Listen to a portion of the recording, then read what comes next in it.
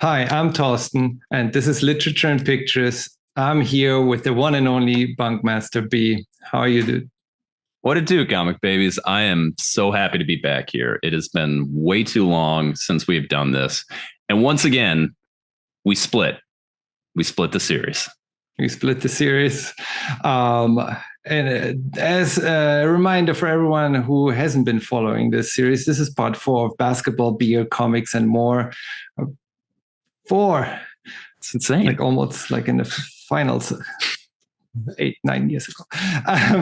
BunkMastaB and I bet on NBA games, more particularly Celtics and Warriors games. The rules are clear. The loser has to send the winner a book from their collection. I still get the sides wrong. It's easier when you have them on both sides and you can just do that. We get together here and talk about those books. The bet runs on auto renewal at this point. It started back in the NBA Finals in 2022. But first things first, congratulations to you and your Celtics for winning the NBA Finals last season. Thank you. Thank you. Well deserved. I want to say I told you so, which I did, but you didn't believe me. You did. It's not that I didn't believe you. It's I couldn't believe you. Listen, not to jinx it. I firmly believe in sports jinxes. So yeah, it's been since 2008 since the Celtics last raised a banner. You and your Warriors have seen plenty of them. In fact, recently against these Celtics, the Tatum-led Celtics had routinely gotten there and just not quite been able to make it there, get to the Eastern Conference Finals, push LeBron to Game 7 in Tatum's rookie year, and then don't go there. And then, the year goes wrong. And just like every year it alternates. So, historically, it looks like this should be another amazing year, but they can't have two consistent years. So I'm saying they'll lose in the second round. But then next year, the year after this upcoming season that starts October 22nd, they'll be good again. So this is the year to get your bets in. You kept your roster together, though. You re-signed Tatum and White, right? So you don't have any major losses other than us, like with people leaving. The big losses are just the losses on the calendar. So Porzingis is going to be another year, and Porzingis, anyone who watched these past NBA finals saw firsthand how important Porzingis was. He went down early in the first series that the Celtics had. And, everyone kept talking about how beatable the Celtics were. It wasn't until the Eastern Conference Finals against the Pacers that they swept a series, and they should have won all of those easy. And even there they got pushed. And then like Porzingis came back for game one and it was like a cakewalk. And it was like, oh, right. Porzingis is good. So, they're leaning on him for heavy minutes. Al Horford is another huge piece there. And he's basically like the backup to Porzingis. So a lot of it, and that's only one position, but so much of what the Celtics do relies on having a spacing big man who can hit and who can space the floor. And when they don't have that, it really clogs things up. And so even though, Porzingis is maybe the fourth best player on the floor at any given time, he is in some ways the most important. Like I honestly think they could weather Tatum being out maybe better than Porzingis being out, just because there's such redundancy with that possession, even though Tatum is clearly the best player on that team. In my opinion, there should not be any reason why you wouldn't go back to back, because you kept the roster together. They have one more year experience under the belt. I think that was the problem. Not that last season, that season prior to that, like a little bit lack of experience there. But you built that up with first the finals appearance against the Warriors, and then last season, and then in this season they really came to fruition. And now you have the same roster with more experience, the confidence, and like there is no other team got that much better. Like no, but I do think that the general level of competition is going to be higher this year. I mean, you look at New York. New York with adding Bridges is going to be better. It's Villanova, the 2016 title team. They're just basically there. They're all going back. And New York was already a really tough team. Like when they are healthy, they are one of the toughest playing teams. And I think they are mentally tougher than the Celtics. And that matters in the playoffs. And then you look at the rest of the East. Sixers had Embiid come back. He wasn't healthy. You look at the Bucks. Giannis was never healthy. So you look at that side. There's going to be, presumably, it's going to be a tougher path through the East. And then the West, a lot of the teams are just continuing to get better and better. You look at a lot of the teams, they're either running it, like Denver, you can never count Denver out. Denver's always great. Another year of Anthony Edwards just getting better. I mean, every year that guy keeps keeping a step forward. So we'll see. I am not convinced the Celtics go back to back. In fact, like I said, if just historically, this is going to be a disappointing year. But the year after that, that'll be a great one. Watch that one. Okay, if Porzingis stays. Yeah. I don't know what to make of the Warriors, really. I'm just glad this guy is still here. Because who is also a film star now. Or not necessarily a film, but a television star. Television star. Where is that in? I've seen some. In plenty of commercials. I don't know. Oh no, not commercial. He is in a full-on series called Mr. Throwback. No, yeah, I did hear about that. Yeah, I haven't watched it. He plays a really dramatic role. He really stretches himself for it. He plays a character named Stephen Curry, who is a point guard for the Warriors. It's a very moving, dramatic role that he does there. Really takes him out of his comfort zone. Yeah, I did see like an ad for that. I don't even know where to watch it. I'll Google that later. It's on Peacock. We liked the director behind it, and then the main guy who's in there, Adam Pally. It was pretty funny. I enjoyed it. We haven't seen anything more, but it was very pleasant. And Steph Curry plays a serviceable Steph Curry, so there's that. Oh, we'll check it out. But yeah, I have no idea what to make of this roster. No Clay. Clay. I don't know how to feel about it. So you spoke about the West being like kind of unknown at this point. The Mavericks, they were good last season. I mean, otherwise they wouldn't have made it that far. They weren't that good. They were not the best. They were not the best team in the West. I don't know. I mean, they were played. That's what you just said about the Knicks, right? Like they were just the mentally toughest team. They wanted it the most, and they just endured long series. It's where other teams got tired after 5, 6, 7 games, and the Mavs just stood their 7-game series and outlasted the opponents, which is what you need in the playoffs. I don't know how I feel. I mean, I knew that they would come, that the original 3. Actually, to me, was never the original 3, like Draymond, Steph, and Clay. To me, Iguodala kind of belonged into that mix. He was one of the key parts. So he was one of the first Finals players. MVP. Yeah. Yeah. He was part of the death lineup. Yeah. Was a key part to winning those first chips, getting Durant to join them. So that was the first time really when he left. It was like, okay, that's like one key part, one of the original. I mean, if you want to go back, even Harrison Barnes could be counted, but he was one of the reasons why they lost in 2016. So that was fine when he was gone. But Iguodala leaving was already okay. And then the other 3 just stayed together for that long. It had to happen at some point. And Clay wasn't really good anymore. And if you follow him on Instagram, he's been spending more time on the bay and his boat than in the gym.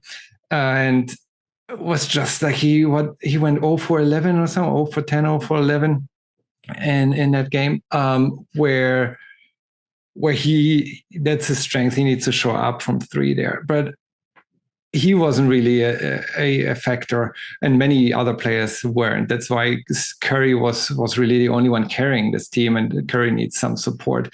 So I don't actually hate the team without Clay. what I hate about is that we potentially could face the Mavs in one of the first playoffs rounds and get kicked out by Clay. That's assuming you get there. I mean, like, you have to hope.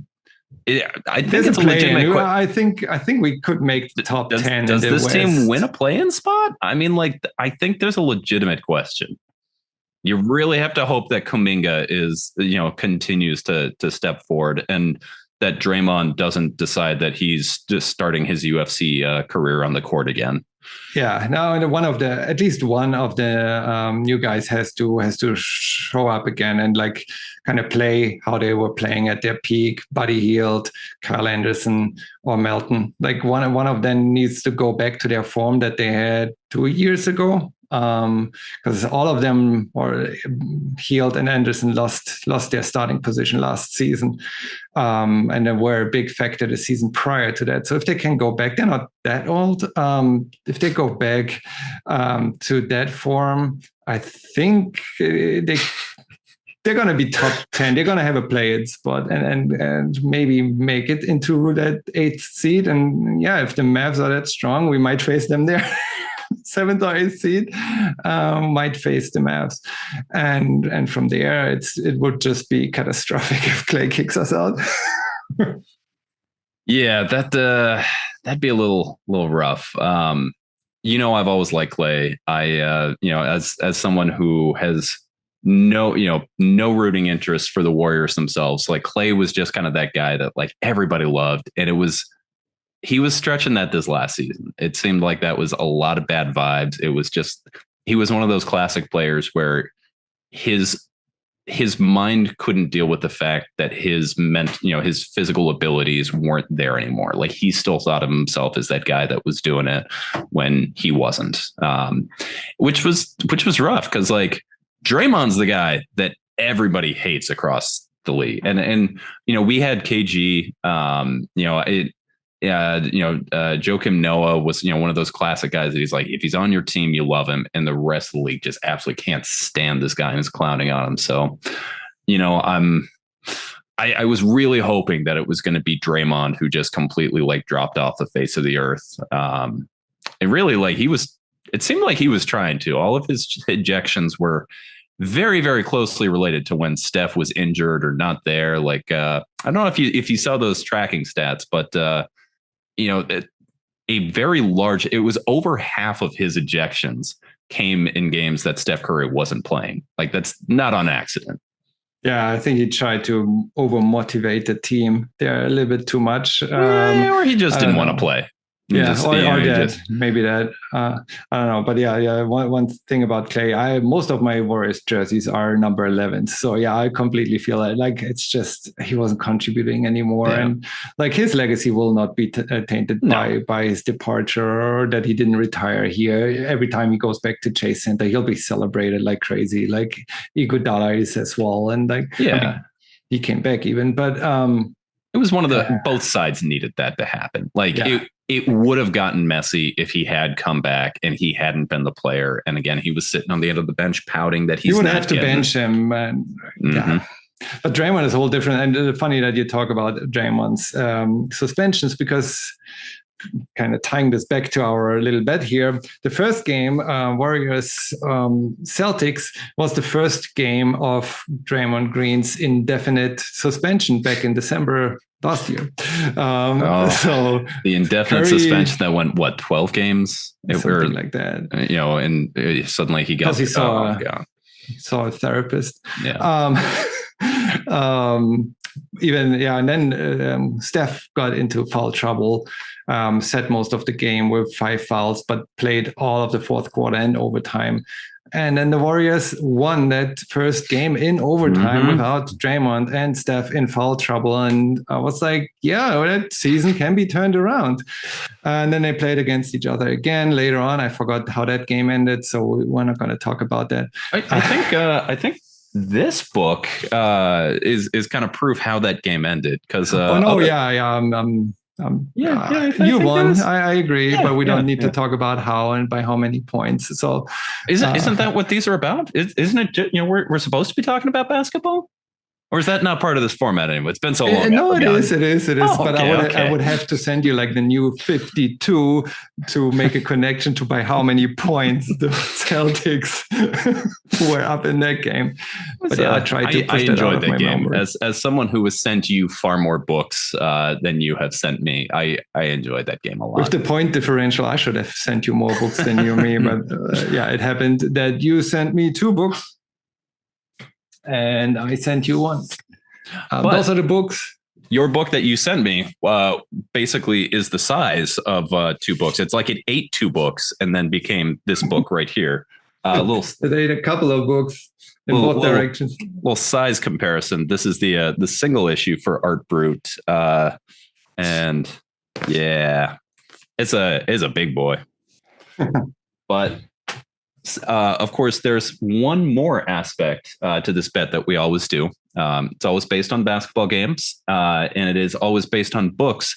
But we always do a beer pairing, going back from an NMC book club we did, where before it started, we had this ridiculous, All-Star Superman, I think it was, where we were talking about another thing I tried to forget.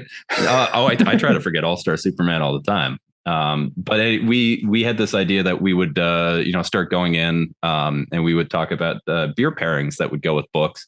Never caught on there, but we made it a part of this. And so I'm very excited to hear, what beer are you pairing with these books tonight? All right. We're already going with each of them, I guess. So I was lucky to find. You got a beer for each of these stories? Yeah, I don't know how to tie them, but I have 3 beers. Okay. And I haven't decided yet on what beer goes with what book. We can talk about that when we get to the books. But because I have one beer and I very specifically tied it to one, and I'll explain my process here after you. Perfect. I was just happy to find a non-standard beer, because what you get here is either one of the 20 beers that one brewery produces, or imported Heineken or Stella Artois. But I found a German brewery, not a known brewery, it's just some fun import that they're doing. So we have a German red. Okay. A lovely lady on there. That's I was going to say all the same. The art on there makes that very much look like an American microbrewery. I would not think that the proud Germans would be doing a steampunk lady on something like that. That seems. Yeah. I would question if that is adhering to Reinheitsgebot, the German purity laws with art like that. That's Reinheitsgebot, and yes, it is. It even says it here, according to the purity law. We got a pale ale. It's called the Sister. Okay. All right. I like the art on it. So I was like, that matches comic books. So let's just go with that one. And we got a wheat pale ale, the Farmer. Oh, he's not a lovely lady anymore. Maybe he's their dad. Yeah. Maybe it's Platonov, but who knows? I mean, maybe it's Platonov after the story ends and he finally does find his paradise in Central Siberia and goes there. By the way, spoilers for all of those 3 books. So, what you got? I did this a little different because, like I said, I always like to pair the beer that I'm getting specifically to at least one of the stories. You might remember when we did The Ring of the Nebelheim. I did Rheingeist, beer for people, because people don't show up in it. So I had to have the beer for people. When we did The Killer, I did La Fin du Monde by a Quebecois brewery just to piss the killer off. So I've gone through some different things right there. And I had a pretty tough time with this, which is weird because we had 3 books with 3 different themes. Should have been pretty easy. I had to go to 2 different stores that had beer, and both had really good selections. And you guys have seen now the books that we've done, and so I was looking for 3 categories. First, I was looking for anything that was art inspired, art themed for Art Brut. And my daughter was actually helping me, and she was pointing out all of these different labels, and she's like, "That's art. Should we do that one? Should we do that one? Should we do that one?" And the closest I ever got to going on that is there's a brewery out here called Flying Dog, and the same artist, whose name I forget, that did the illustrations for Hunter S. Thompson, does all of the label art for them, and specifically their porter is named Gonzo after his legacy with Hunter S. Thompson. And if I'd been able to find Gonzo, I would have done that. Just tying into the Gonzo art movement. Couldn't find that anywhere, and it wasn't things I was feeling. So that was out. Next up, Silver Cord deals with ideas of divinity, of higher planes, even at a base thing of angels. Come on, so easy to find something like that. Nope. Closest I could find was some like Belgian Abbey ales, which was again like, I suppose I technically could. The monks are kind of you got there, but nothing really. Which left me kind of the hardest thematic one that was there. 20th Century Men. Honest. And that was the one I chose. Because I knew as I was looking out, I was like, there's one thing I could do. There's one thing I know that if I can find just a style, I'm in the clear. And I am happy to report that I was able to find an old favorite of mine, Old Rasputin, which is an Russian Imperial Stout, which the history of Russian imperialism features very, very heavy into 20th Century Men. So a Russian Imperial for Russian imperialism? Heck yeah. Old Rasputin himself does not play it. This is way after the Tsarist movement. Nikolai II has been long since overthrown. We are very much in Soviet, but Russian imperialism was the theme that I was going for. Russian Imperial is the style that we're going for. So with that, I say to you, Torsten, Prost. Prost. Let's get these things flowing. Let's do it. I'll have to decide on which one I get first. Since you're opening your 20th Century Men pairing, is that the book you want to start with? We can. It's the densest. There's a lot to go with on that one. So I would say that either makes sense to be first or last, depending on how you want to do that. So it's up to you. Last. Okay. Let's go with, we should do alternating. So okay. That'll leave. Yeah, so that'll Brut. I have, so that's also another. I have a pint glass. It's like me drinking beer, but we're doing Art Brut. So I need a chalice for this book. So the pint is for the other two books. Art Brut deserves the chalice. Either that, or it deserves some very like avant-garde, like you need like some kind of like upturned shoe of a homeless man, that's like a rage against the conventions of proper beer culture. Like that would also be very appropriate for Art Brut. True. Prost. Prost.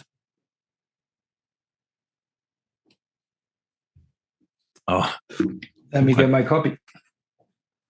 I've been taking a few week break from drinking while we're getting back into the schoolyard. So this is hitting the spot very nicely. Old favorite of mine. Actually, I think it's just down the road from where you used to be. Do you know the brewery North Coast? They did a Scrimshaw Pilsner. If you ever saw that, it was blue. They are, where are they? I know they're California. Can't remember. I don't think so. I did like Fort this Bragg. weird thing during the pandemic. There was a brewery connection movement thingy that did beer tastings almost every week or at least once a month, remotely. And they sent out like 10 beers for each event and had like a wasn't a Zoom call, was like back then was just YouTube Live or something, or their own streaming thingy that you could dial in. And then they had a beer fest, 2 or 3 hour of tasting 10 different beers. And they went through, I had a feeling like over the course of the 1 or 2 year that they did that. So almost every microbrewery in the Bay Area, or like Oregon, Northern California, some in San Diego even. But I don't think I've heard of that one. Do you know where Fort Bragg is in California? Yeah, I've been there. Is that Northern Cal, Southern Cal? It's north. Okay. It's almost Oregon, I believe. It's close to Glass Beach, if I'm not mistaken. I think that's where you stop if you go to Glass Beach. Okay. But yeah, this for years and years, this was like one of just the absolutely best imperial stouts you could get across. Like it's a perfect embodiment of the style. It's one of my favorites going for it. So that was like in my head. I knew like if I could, failing anything, because I was trying to pair the others, because I was like, oh, it's a little cop out to do a Russian Imperial Stout. But I was like, can't find anything else. I will go for a beer I love. Yeah, it's culturally, it's almost Oregon. Okay, but Albert, I saw online, you said you didn't know, it was in a different conversation. You didn't know this is an OHC. So yes, oversized art in Art Brut. Yeah, no, W. Maxwell Prince. Yeah, W. Maxwell Prince is a guy that if he's coming out with a new project, and actually this is an old project, but when he's coming out with a new project, I buy it in singles to support, and then usually I'll double dip when there's like a premium format. So I buy Ice Cream Man, which is their big project that's ongoing, in singles. And then you can see the tops if I move right. These two right there, those are the Ice Cream Man Sunday editions. So I didn't realize that was an OHC. Maybe I would have picked it up, but I'm hoping that now that they've gone from the Electric Sublime to Art Brut, we do get more stories coming from this universe, and then maybe they'll do like a big thick OHC. I didn't know much going in about the series. I didn't know it used to be the Electric Sublime, originally published on IDW or by IDW 2016 to 2017, and then published by Image just a couple of years ago, December 2022 through 2023, and then the OHC is from 2023 as well. There are some some additions. I don't know. Do the single issues have those additional, like the throwback to the Silver Age parts? The continuing. Because I think those are not part of the Electric Sublime. No, those are and actually. Once we get into it a little bit more, I actually have like something cool to kind of show with that. But nice. Electric Sublime didn't have the single issues do. But anyway, a little background on my thinking on why I sent this to you. So first off, I knew the big thing I was going to send you was 20th Century Men, but it was just like one trade, and I was like, 20th Century Men is big, it's really dense, like let's do something it's a little weird but fun.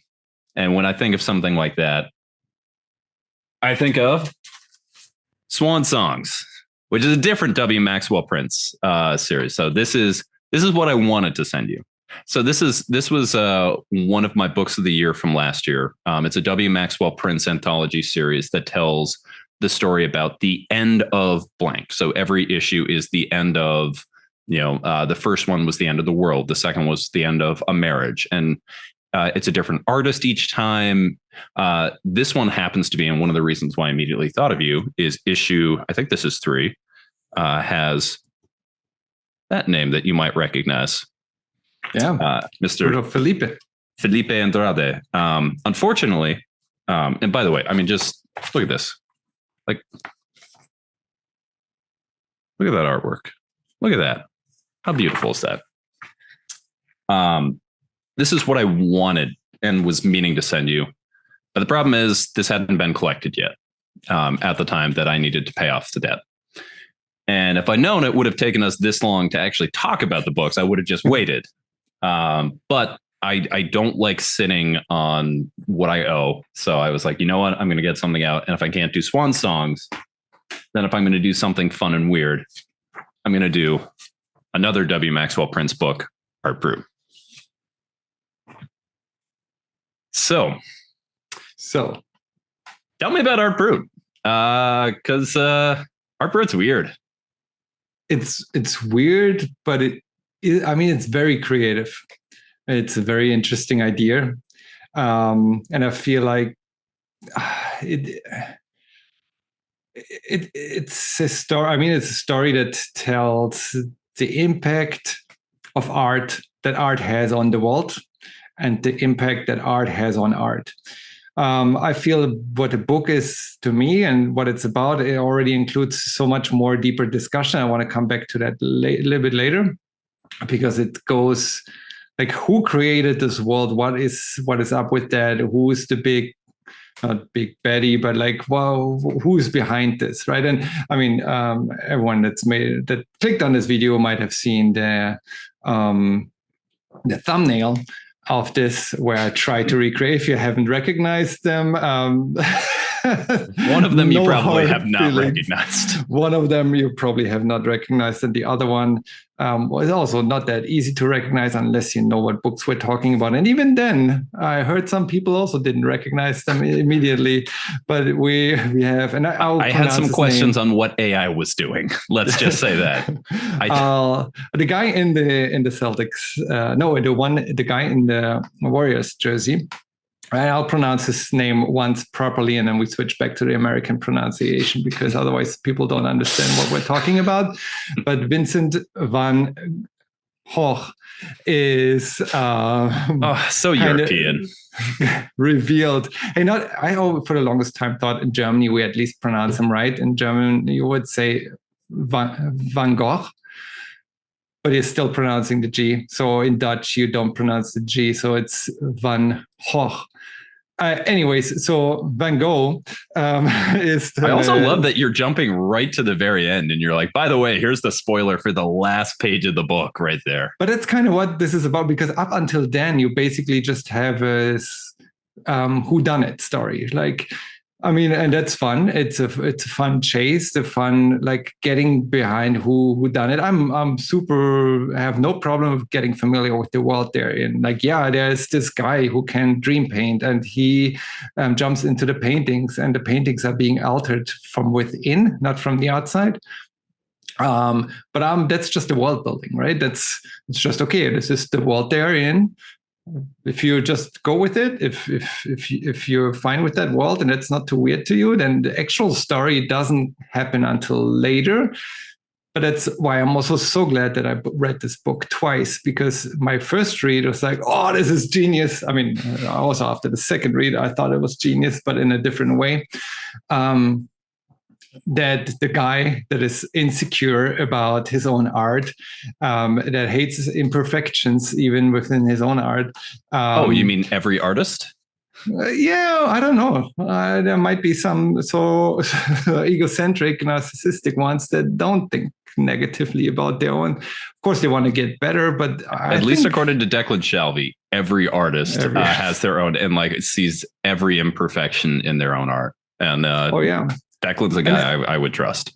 And there's this great quote in there. I think, let me see. I took some notes here because I'm really bad with memorizing quotes of books I've only read twice.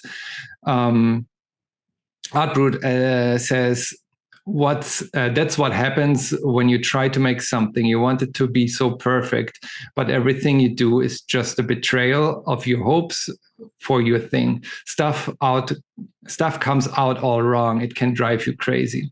That's kind of the essence of this book. But yeah, if you describe every artist with that, it's like every artist goes crazy with the thought of they have an intention of making something. It comes out differently. Sometimes it's better and it's more appreciated. Sometimes it's not, but it hardly ever is what they intended to do. That's one aspect, yeah. But it's also the most self-critical famous guy, or famous for being self-critical. Cut his freaking ear off. Might be different reasons. That was to impress a girl. I mean, and who among us hasn't been like, "Yo, girl, I cut this ear off for you"? Is it proven? I've heard stories that he had maybe a tiny, like a beeping on the ear. How's it called? Tinnitus. Tinnitus or tinnitus. I know. Yeah. That was annoying him, and he did that because of it. Regardless, not part of my dad has tinnitus, and I can tell you, and he loves my mom. He loves my mom very dearly. He's never once cut off an ear and offered it to her. So they're still married though. So I mean, there you go. Weirdly enough, my grandfather actually only has one ear, but he has been married to my grandmother for 60 plus years. So, I don't know how to come around from that without making an inappropriate joke. So, okay, Van Gogh being the guy behind it. And I know that's the main spoiler.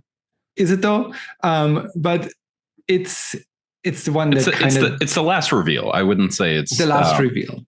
Unless you read it twice, then there's another reveal in your second read that you don't catch in the first. You can't catch in the first one unless you honestly know the end. I had forgotten, because I do think, to your point about, it's the last reveal, but it's not a major spoiler.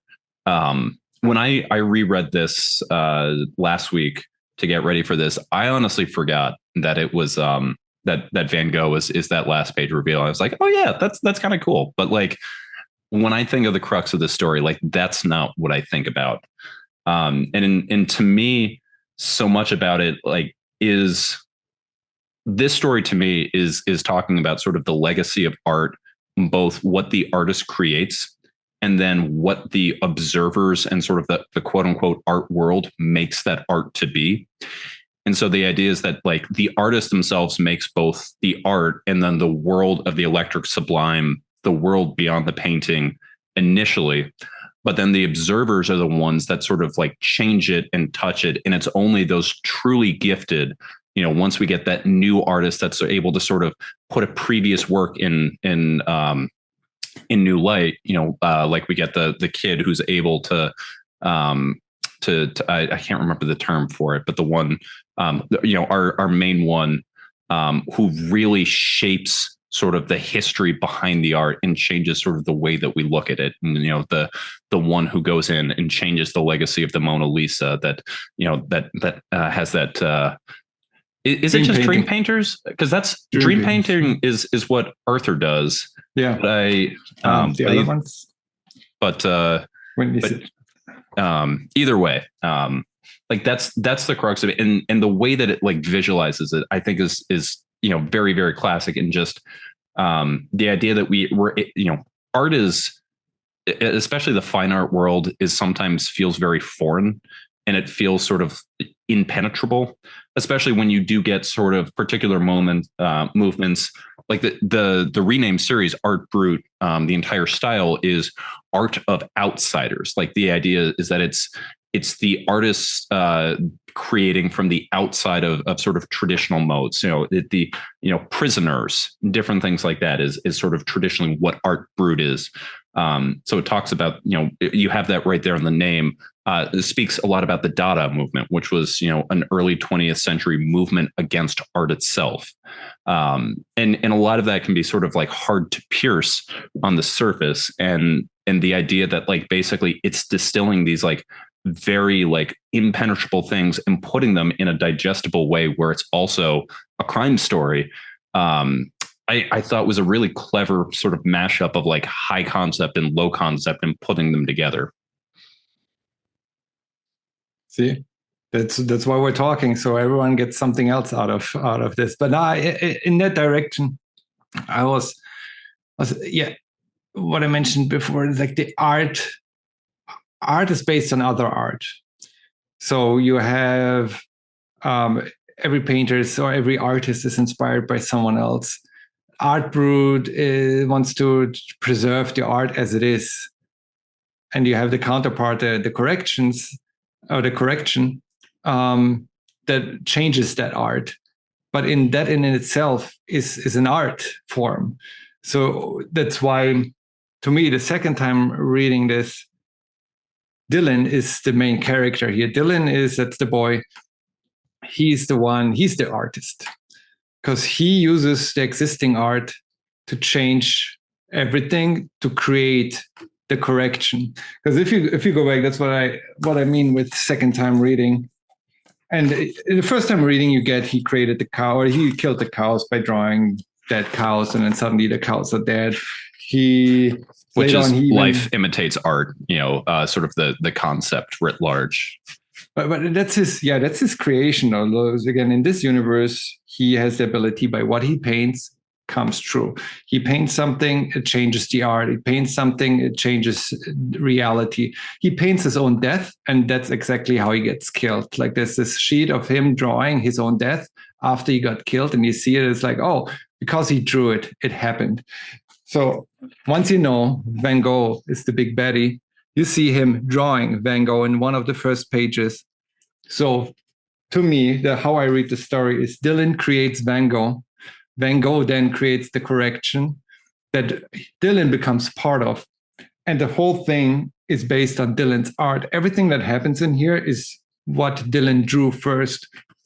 So he drew Van Gogh, he drew the cow. The cows is just like a little hint, like push in the right direction. He drew the changes. And the corrections themselves are the art piece created by Dylan, because the correction is what then goes and does their thing. They go and change existing art. They go and kind of carry out Van Gogh's will of destroying imperfections, which in his universe, in his mind, means destroying all existing art, because nothing is perfect. And just how this is written, and again, he himself drawing his own death is just his masterpiece. His creation are the correction, and the correction being a new art piece. Just because it's destroying something doesn't make it less valuable. It's like maybe more controversial, but it's an art piece in itself, because it's contemporary art. You have other artists that are working with such elements. And Dylan is being the artist in here who creates all of that. I don't know if I'm onto something, or if that's just in my mind, or if anyone else kind of can follow that thought. So I definitely think you're onto some things there. There are certain ways that I have a slightly different read on. But I think one of the important parts that you talk about there is just sort of the idea of Arthur and Dylan as sort of opposite forces in their view to art. And one of the most impactful moments, and if you didn't see before when we revealed the last page, that we are going to be touching on spoilers here. Again, this isn't a story that's really about like spoiling. It's more about sort of the way that you're taking it. So, I would still say you can read this and get full out of it. But when Dylan meets Arthur at the end, after the whole confrontation with Vox, and when they're going and they're in the dream space, and Arthur tells him that you're a tumor and you're killing art. I think that's really impactful, because I want to say the first time that I read it, I saw Arthur as our main character, and I saw Arthur as sort of like our hero. And it was like, oh yeah, he's doing what needs to be done. And then the second time you read it, you realize it's just sort of, that's his artistic perspective. So he's someone that's going in, that's saying that you're a tumor that's killing art. As in his mind, that's true. But what Dylan is, in reality is doing is, some would say that he is creating his own art. He's not killing art. He's making his own art. And it's these two sort of conflicting forces of art as it has been and art as it will be. And I thought that was really interesting as the way that we sort of see it there. To you pointing out that, the idea that Dylan is actually the main character, that this isn't a story that's necessarily about Arthur, that you could actually look at Arthur being the antagonist, but he's the character that we're sort of the ride along with.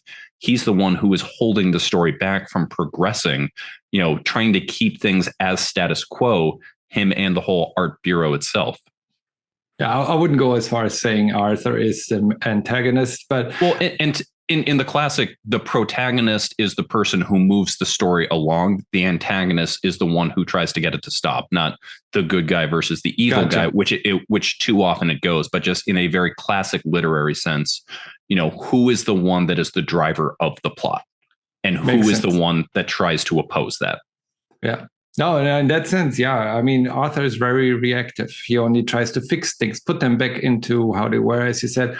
And that's why I like the editions, the Silver Age editions at the end of each chapter that basically show his path. Like it ends after the fourth part of how the book starts. So it's kind of the prequel and how Arthur basically helps to fix. He has this personal relationship to art, and he goes and helps those people, like the woman with the earring. She helps like the clamps on their pearl back. And you got some original art there from the clamps that I was talking about. So the clamps want to have their pearl back, and he has that personal connection to the person, and he helps her get her earring back. Those are multiple pages. Those are the original drawings. These are the originals. And I just realized we never mentioned the artist on this. So Martín Morazzo, you probably know the proper pronunciation if I messed that up. I'm pretty... So I always thought it was Martín because he is... Martín, see. Because you have the apostrophe on the I, which stresses it. Martín. The only thing I wonder, because I've never met Martín, but... I that's the way I've always done. So Martín Morazzo is how I've always thought it was pronounced. But I today on NMC, Omar interviewed the artist the writer Joe Harris, who worked with Morazzo over 18 issues, and he pronounced his name Martin. I don't think that's right. I think that's the Americanization, but also he's someone that worked directly with him. So, and I haven't. So who am I to say that it's not right? I would imagine that that's not, but yeah. It says he is from Buenos Aires, Argentina. Yeah. So he would be Martín Morazzo. You're doing Barcelona. Okay.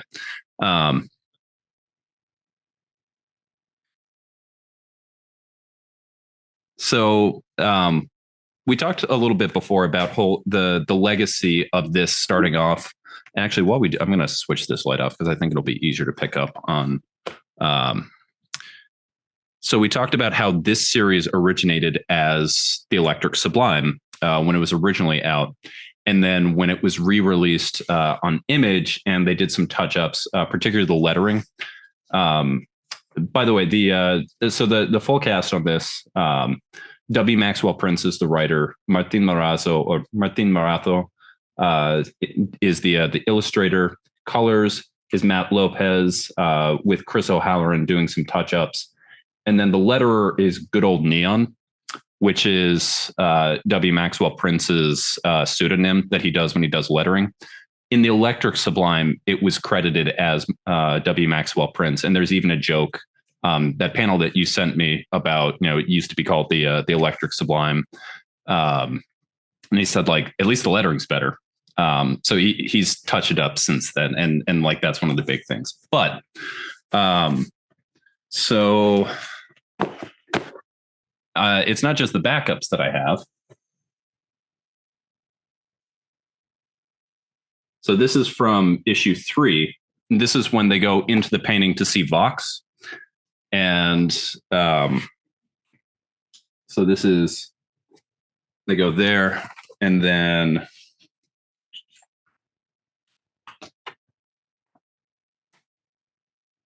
that's one of my favorite images of Arthur, just so, triumphant with his paintbrush forward. The guys have Vox there.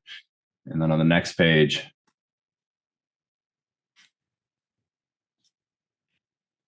Yeah, that was nasty. Yep. But on the pages from the actual story itself, if you look at the top, it's actually written as the Electric Sublime. Yeah, you can see. Which side is it? Woo.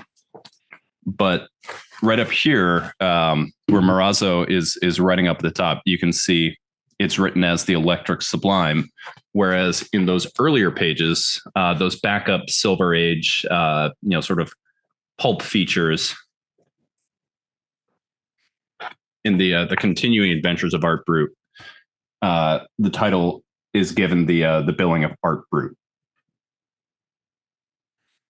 Yeah, I think he hated W.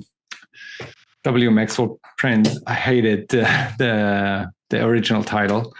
And it shines through. Like he comments on it saying like, yeah, why, like, I don't know why anyone would name it like that. I think there was editorial that made him pick that title or changed that title.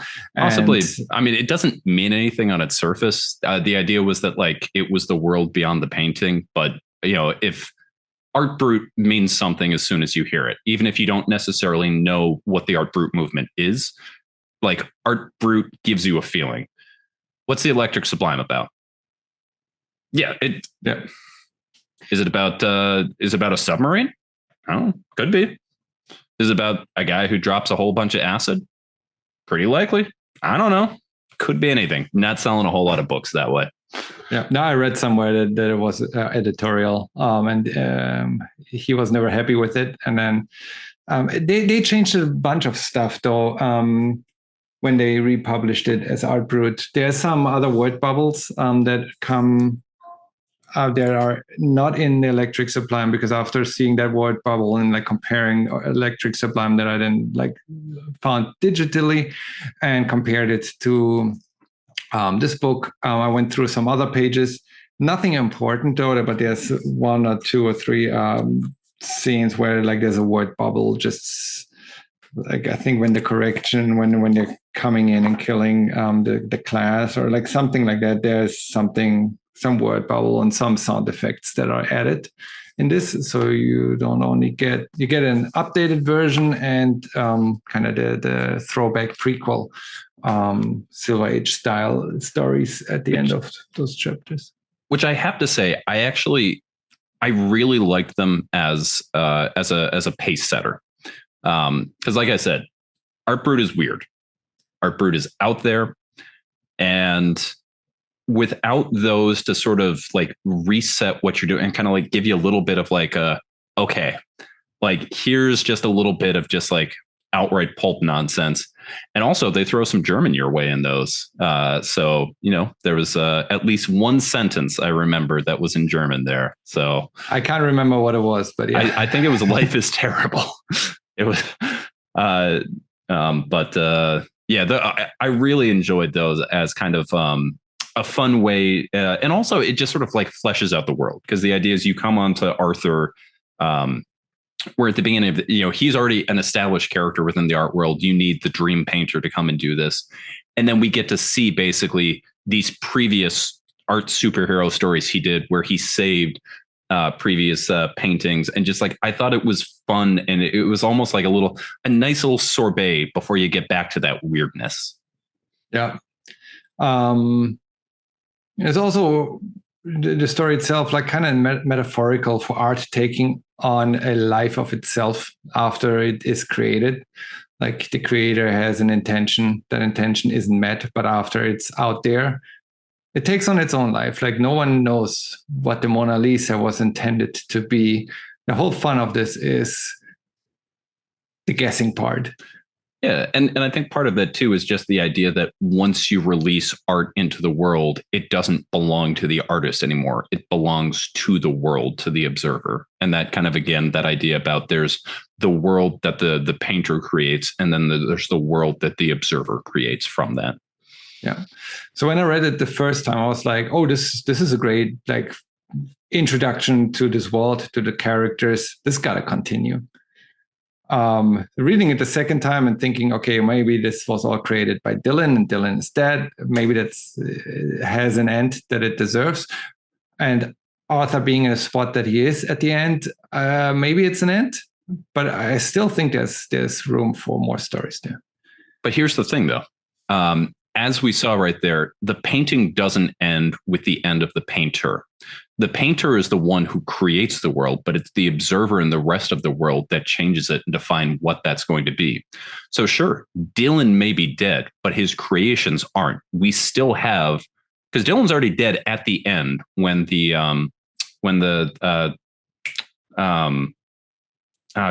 that was married to the one who was married to Marilyn Monroe, the pop art painter, Andy Warhol. Yeah, thank you. We see Andy Warhol going to confront him. Dylan's already dead at that point, so the painting is already in motion. We already know also that Arthur, he's lost his eye at that point, mirroring the ear that's been lost by Van Gogh.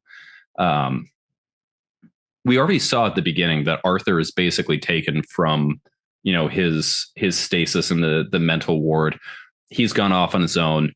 It would be so easy to pick this up, and I hope they do. That's the sense that we get from where number 4 goes off. There hasn't been any word of that happening. I want to say the last issue of Art Brut came out. Actually, I don't know why I'm saying I can. Last year, they republish again. Do you know why they republished it? Just to bring this series back to everyone's conscience. They thought they could do something more there. I mean, they added March 2023, so it's going on a year and a half. Yeah. The only thing I can imagine is that they want to do more in this world.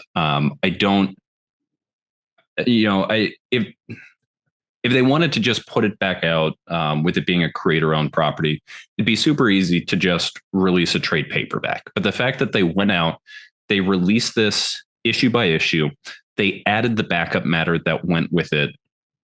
This tells me that this is something that they want to do. And on top of that, Morazzo and W. Maxwell Prince are a pretty established team that work together quite a bit. So Ice Cream Man is their big one that they do. But really, anytime that there's a chance for them to work together, they do. Swan Songs, this series that I was telling you, it's an anthology series that has a different artist on every issue. The last artist on it was Martín Morazzo, and it was a Ice Cream Man tie-in. When he did Haha, which was another anthology series that W. Maxwell Prince did, the last issue of that one was done by Martín Morazzo. This is a guy that he keeps coming back to. It's a partnership that they're doing. So I can't imagine that this was the sort of thing that they were like, let's just republish it and end it. Like, if they're putting this work out, they're trying to test the water to see, what people think of this. And I really hope that they keep going. I will absolutely buy anything that they put out with it. Yeah. I'd buy a continuation. I love the world that they're in. I love the theme. I love the concept of how they're approaching this. And it doesn't even have to be the same characters. I mean, it's been established that there are more than one dream painter. So there could be someone else's story in the same universe. The only problem, though, is it's named Art Brut now, and that's after Arthur. He could become Arthur a mentor. Arthur. Yeah. He could do a Yoda or Obi-Wan Kenobi. And he seems sane in those paintings. He's not that sane outside of them. Also kind of like a notch there, like artists that seems eccentric in the real world, and then their art comes out genius, and they seem to be secure in what they're doing with what they're doing, and aren't equipped to handle the real world necessarily. So maybe also some reference there. And when you say you would buy a continuation, would you actually buy a continuation, or would you just wait until I lose another bet and send you the next volume? Well, we talked about the chances of our teams for next season, given that they'll also, again, only play twice against each other. And I doubt there will be a finals. Given that I said I'm wondering if your team's even a play-in team, I agree right there. By the way, real quick, there's a chance that I will lose both, and I have to send you. I would hate that. Oh, it'd be so bad. One of the things I really liked with the re-release, the cover B for issue 1 is an homage to Ice Cream Man #1.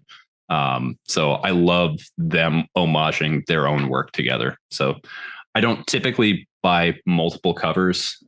This is the cover A, and I believe this was the original cover of the Electric Sublime. But when this was one that they did specifically for the release on this, and I just love that. Like, I couldn't not pick that up. Awesome. All right, I have nothing to add to this. So that would conclude our review of Art Brut, which, is an amazing book. Pick it up if you haven't. The hardcover is oversized. Had no idea. I might have just sent you my single issues and bought the budget oversized for myself if I knew. Better copy than you. I believe there is. I mean, that being said, though, the covers. You may have the OHC, but I do have my art's still bigger than yours. Oh, yeah, but I got an art gallery here. Yeah, I mean, I also have an art gallery. You do. I'm not saying, I the one you just showed, not saying that this version can compete with the original art. No, I'm checking. I'm just looking at what the extras are to like maybe I'm just context here. Trying to tell myself I don't need to go out and buy that hardcover. Oh no, you definitely do. But no, there's no forward, no afterward. So yeah, the extras are literally just the covers, and you already have some variants there. So other than oversized art, should be a reason it's by itself. But no, you do you. Again, I've already spent way more money on way more oversized art. That's a double dip I don't think I need to do. You have half the book in actually pencil. Inks, no pencils. Inks. Yeah, I was going to say I don't think since Morazzo inks himself, I don't think you can find the pencils anywhere. I mean, technically you can. They're just underneath the inks on that. Which, by the way, an eraser. In all of my videos, there's an original Morazzo that hangs out over my shoulder. So he's nice. He's very near and dear to my heart. That's awesome. I have yet to read Ice Cream Man, so that's on my list. But there's so much stuff I have to. It's on Hoopla. I could do an entire segment of these that goes 3 hours just talking about my thoughts on Ice Cream Man. So I'm not even going to start because it will be hard to get me to stop once that happens. And this isn't about that. We have enough other books that we're talking about. Yeah, let's jump to the next one. You still good on your beer? My beer is 16 ounces, so I'm still set. I'm still working on my first. I just had to pour the rest of it in there. But don't worry, I brought the whole 4-pack down. So if I do kick that, I've got more that's right there. Yeah, so we're alternating. So next up is almost the same size as that original artwork I just showed off right there. For comparison size. Is that absolute? No, that's larger than absolute because it doesn't fit in a calyx. That's how big it is. I tried to fit it in my calyx and it doesn't fit in the calyx. We've got absolute Swamp Thing right here. We've got the silver cord.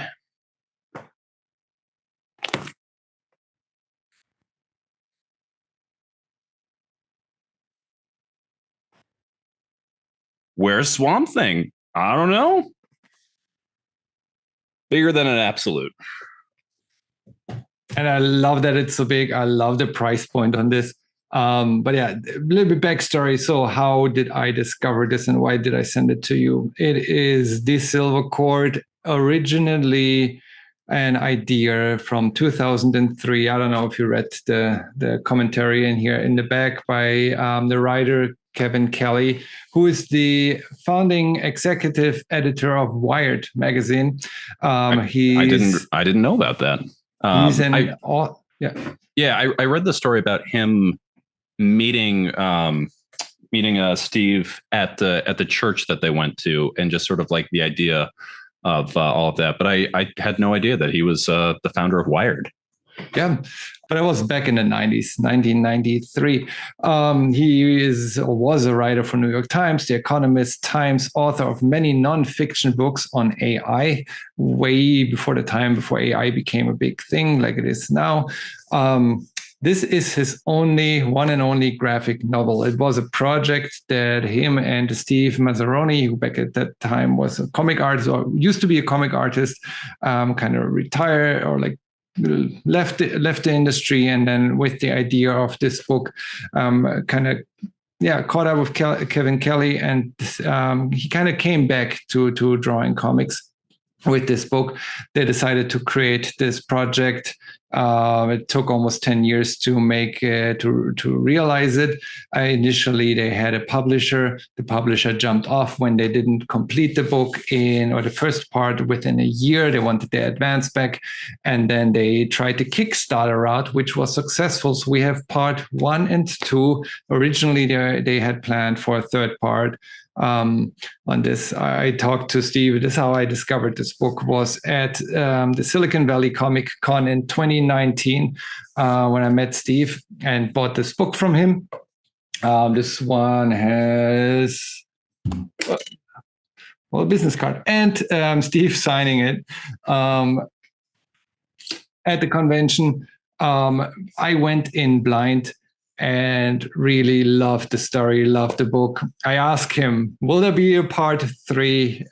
He was kind of hesitant, but that was 5 years ago. He said if enough people are interested in it. Seeing that no one talks about this book, no one knows about this book, it's still available on Amazon for like $25. This is larger than an absolute. Has almost 500 pages, amazing art.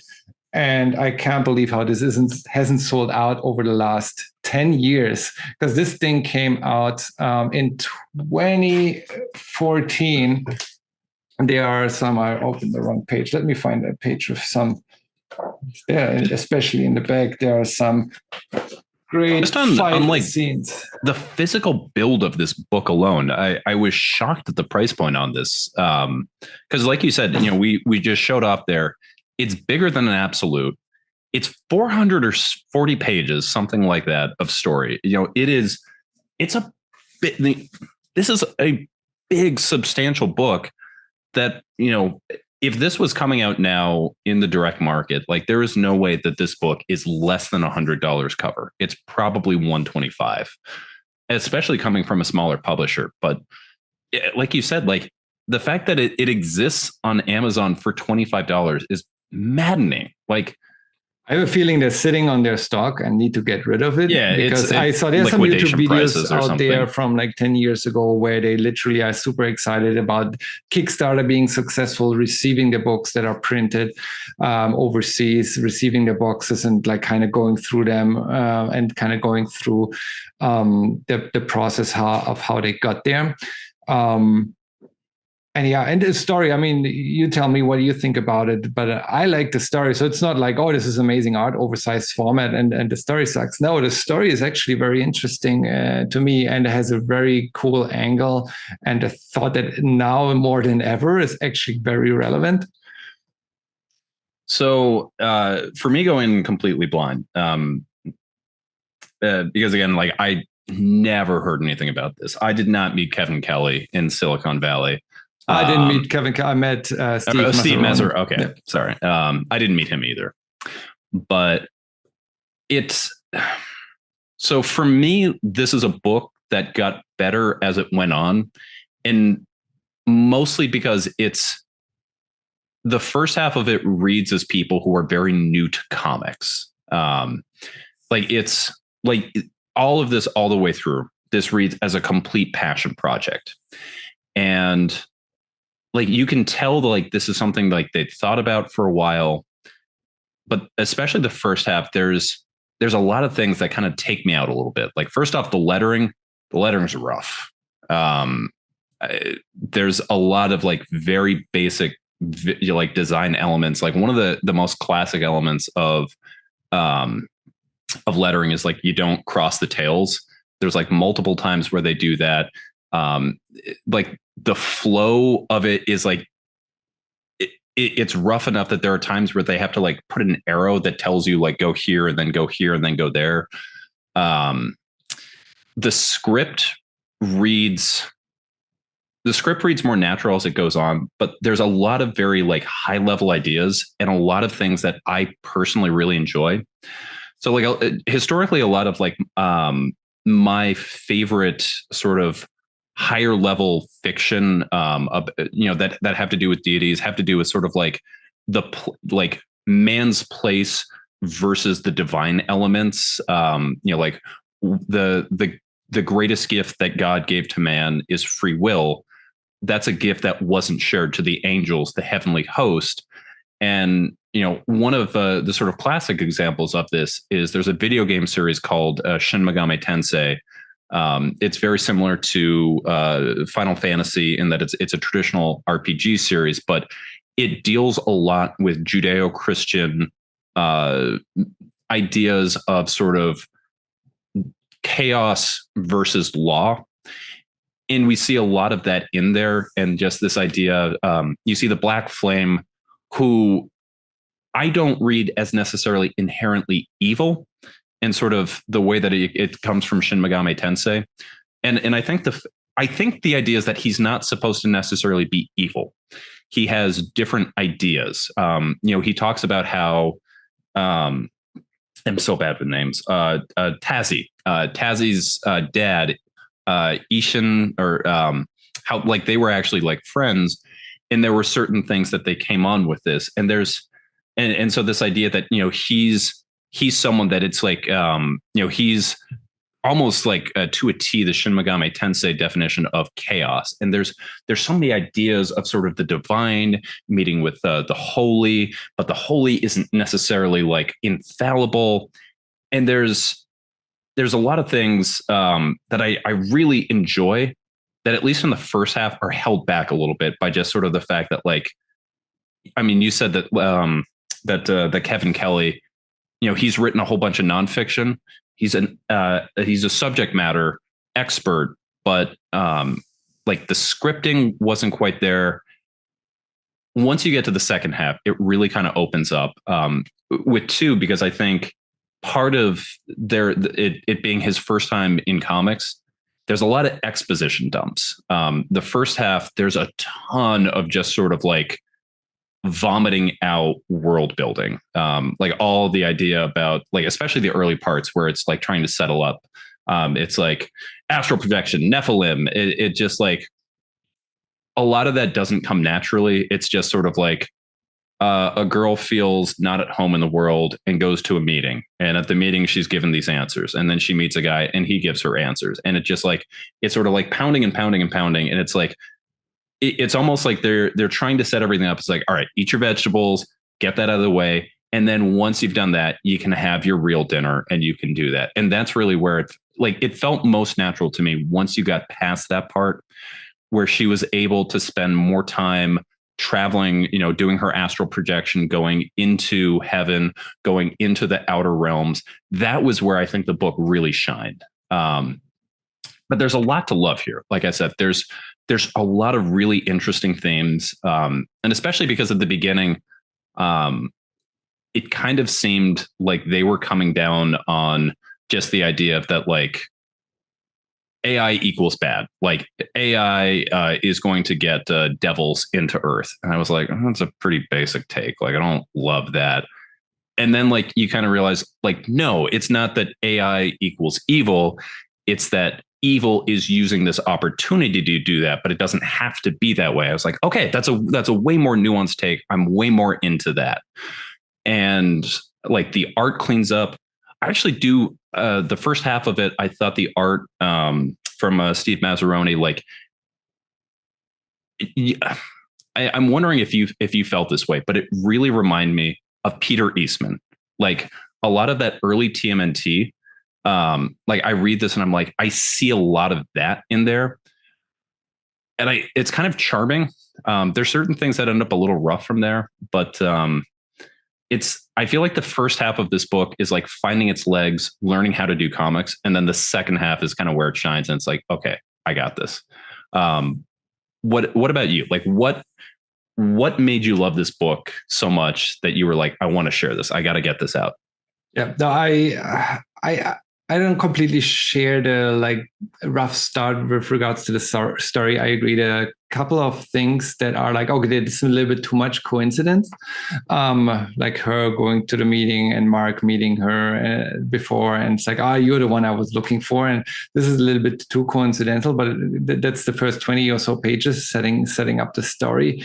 So I can like disregard this. Okay, like we got to get into the story somehow without extending this too far. So I actually like the introduction to the characters, to this world as well. When Mark initially dies and then comes back, you have the first hint at, okay, this is the silver, like the connection kind of to this other realm. He's coming back, and she has that. It was a little bit cringy with the two colored irises. It's like, only Nephilims have two colored eyes. And the next scene is like she's taking her contact lens out. That was a little bit, I see that taking you a little bit out of your make-believe.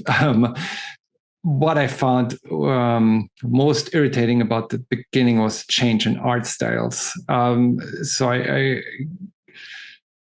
I don't necessarily want to say that I'd prefer seeing Steve's art throughout the entire book, because it's certainly not, but you can tell that they changed artists a lot, and they got them from, I think they mentioned the website or the portal, platform that they hired artists from, no one they knew, mostly remote, and they wanted to complete this book but didn't have the necessary artists, so they hired different artists. I like the idea that they got the artist from a portal, very on the platform. So. Yeah, the Black Flame came down, and he's asserting his will through the artistry of the book itself. But yeah, I think that took me out almost, but the fact that the art got better and better throughout the book kind of made me like enjoy the journey even more. So it would have been worse if it started out with amazing art like it is in the second part and then went back to Steve's style. Which honestly is usually what you get. Like normally with a like you realize the artists are too expensive, so you have to downgrade. 100%. Like how many stories do you start off and it's just like, oh my God, this art is great. This is so good. And then it's like they're only on it for the first arc, and then it's like the writer's still there and then they change the writing. And you're like, oh, it's good. So like here it's like listen, this is your treat. Like you got through the first part. Wait till you see what I got for you. You stick with that. I feel like similar about that, not with regards to the art, but with regards to the story about the third book we're going to talk about. But we'll get there when we get there. But now, you get rewarded for sticking with it. But it doesn't take too long. It takes, for the art, it's literally just 20 or 30 pages or so, and then out of 500 or 420, whatever that is, it gets better and better. I really enjoyed the story in the first part. I went in with having, like Steve showed off a little bit of the art towards the end. Obviously, how you do it. If you want to sell this book, you open this book towards the end. It's weird that it's like, hey, I'm Steve. Let me show you not my art. He knows how to sell the book.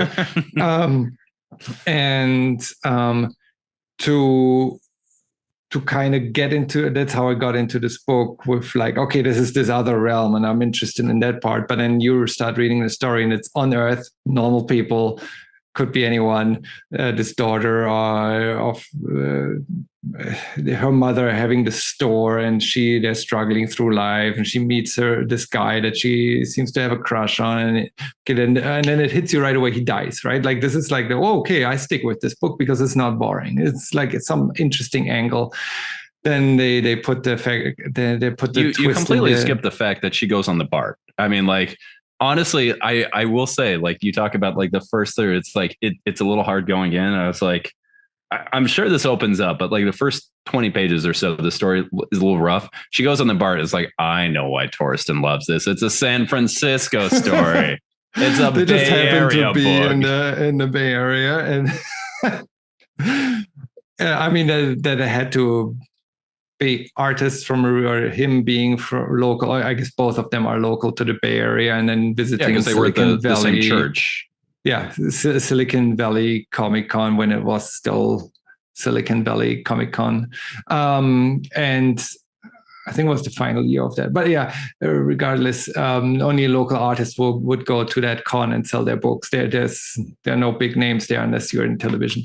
Anyways, so that's how I discovered this book. Had to be local, by a local guy. But no, I really dug the story. Kind of like I wanted to keep reading. It wasn't a book that I was like, okay, I bought it, now I have to finish it. But it was really interesting to me, and it got better. I reread this. I read it when I initially bought it. So again, that was like 5 years ago. And then I reread it for a meeting. And the whole, I forgot about many things in there, but the whole loophole thing, actually now with other media that has come out, kind of reminds me of that, and makes me think, oh, this concept has been replicated. I don't know if it's the same idea. Probably, I don't know if it was based on it. But if you've watched the movie Soul by Pixar, little blue beings jumping in, those are the souls that are jumping into newborn babies and giving them the soul and the identity that they have. That's the silver cord. That's the angels being washed clean, having no memory of who they were first, going into newborns and giving them their soul, giving them their identity, not remembering who they were when they are on Earth. That's exactly the movie Soul. Now, having that second angle in there of what happens if there's a loophole, and that loophole can be, I mean, yeah, if you assume that AI will be at the point where robot, or like whatever sentient, wherever they become sentient, self-conscious, once self-conscious is created, a conscience is created artificially. Does that being also have a soul? And yes, if you're in the spiritual realm and believe in those things, who gives them that soul? Who gives them that spirit? And to solve that there must be a second portal that is now being abused, or created for that purpose, and not washing the angels free of their conscience, of their memories, but keeping the memories of those other angels. And what would happen if a being, it doesn't necessarily have to be AI, right? It could also be the dark angel, or those, yeah, I think they're called dark angels, or dark flame with his guys, henchmen, whatever. Well, Black Flame himself was a henchman. Yeah, true. But for them to find a way, whether it's a second portal or like abusing the initial portal, to have angels not cleaned of their knowledge, of their memory, of their soul, when they enter some being with a conscience, what would happen then? They would take over that being and do their own agenda. It is only the fact that, I say the fact as if, but that the angels that give humans a soul are being cleansed of all of that humans are what they are. This is the alternative to what if that didn't happen. And that angle, I think, was more interesting to me than the whole, oh, this happens through AI. Yeah, they use AI as a vehicle just because it's on everyone's mind. I guess 10, 20 years ago, it was already on everyone's mind. Now it's become a little bit more realistic that, like, yeah, what happens with self-thinking robot? What's who provides the moral guidelines? Who provides the consciousness? Is that a soul? Is that something else? And kind of explain it through that. It's, to me, just a plot vehicle. To me, it's more interesting is, yeah, if you believe in that spiritual realm, what if those beings weren't cleansed before they entered Earth? Yeah, and I think I agree. And the idea of like AI being more like set dressing, like the fact that it's AI, it's like a touch point, but that's not necessarily an important part. What's important is the fact that, like you said, it's simply another way of consciousness of a soul to sort of enter Earth, but through the non-traditional way. I mean, it could just as well be like they could have done the exact same book with cloning, let's say. This was written in the 90s, it would have been cloning. 100%. Yeah. I mean, like the Raelians cloned Dolly the sheep, like all of that. Like that was a huge concern at that point. And, you do that exact same kind of thing. Like there was a question of like, with cloning, what rights do they have? Do they have a soul? Was like the religious question there. It's the same, so here AI is just sort of, it sounds like the sphere that Kevin Kelly was working in, being in Wired, with AI. And, he obviously knows that it's not the kind of thing that it's just like AI goes from like not existing traditionally to like flip a switch and you have the quantum core and now it just exists. It's, we're seeing traditionally going through, there's a reason that the Turing test exists. And, we put every iteration of basically an AI learning algorithm through the Turing test to see if it can like fool someone and go ahead and do it. And technically the Turing test has been passed, but it's kind of, going, didn't really count. But yeah, so I think, like that, the greater, like the fact it's AI isn't that important. And just sort of, again, these grand ideas of just sort of like the earthly realm versus the realms beyond. Like I'm big into that. Like I get down on stuff. Like I said, I'm a huge Shin Megami Tensei fan. And like so many of those themes of the idea of like Earth being this like sort of like staging ground of the forces of law, basically the Judeo-Christian God and the forces that are set upon, using this as the staging ground against the forces of chaos, like, people, not just people, but like forces should be able to like do as they want. Black Flame is going out. Like you shouldn't be tethered to these ideas. If you want something, go out, take it, go ahead and do it. Then we got Oryx coming in here, who, is this sort of vengeful angel who is jealous of the fact that the creator empowered the heavenly host, these angels. But basically, like, even in the superpowered state, you have to wait until you get to go through there to experience the true majesty of basically God's will, God's love, with free will, with senses, with things like that. And it's just, the idea that once you get in that state, the shackles come off and you're free to mess up. Thematically, there's a lot that's going on there that I really, really like. And those were kind of the things that I really enjoyed, kind of when we got for those staging things. It was, I honestly think they went a little deeper with the lore and the world building than they had to. I think this is one that you didn't need to get so technical in, and not in, and weirdly, like not even in the like the AI, the robotic sphere. But yeah, they're angelic sphere, like the real angelic realm. You don't have to describe hundreds of different types of angels or the logistics, but because that's this book isn't perfect. Like there's many elements that I dislike, like some of the logistics stuff. Like, what is this umbilical cord? I get the silver cord, but then the umbilical cord, like, if you cut this, where does it go? Like, is it crossing the entire universe, like the entire realm? Wouldn't there be so many umbilical silver cords hanging around that anyone could cut? Like, how long is it? Where does it go? Where does it enter this realm and exit the other one? Then you have that was a little weird when it was just like, they're up there astral projecting and it's just like literally like snip, dead, gone. Yeah.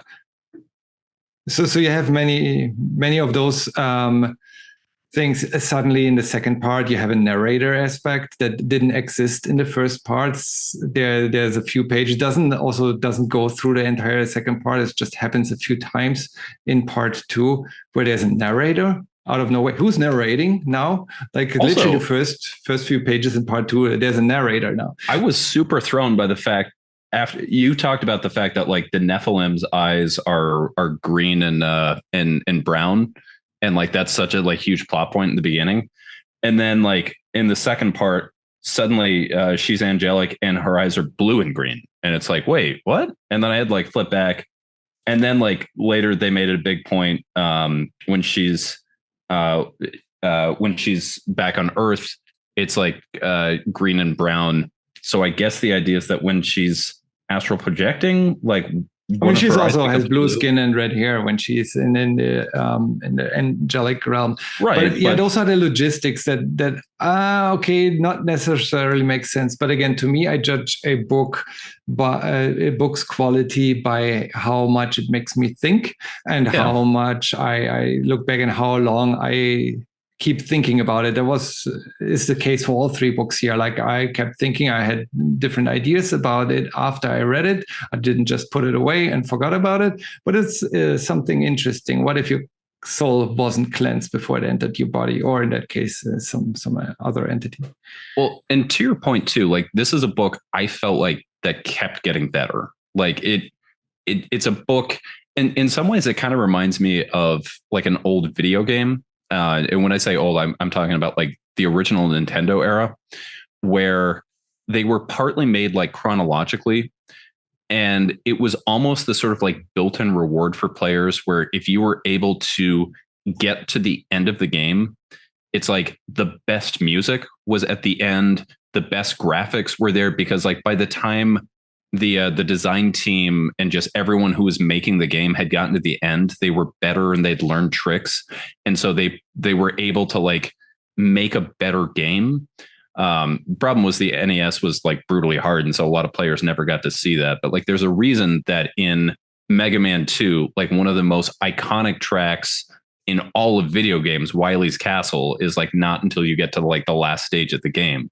And it kind of reminded me of this, where it's like, Kevin Kelly talks about, this idea that he'd written so many nonfiction, but this was his first, script work that he'd done. And even working with the team, I think he said in the back matter that it was Pixar.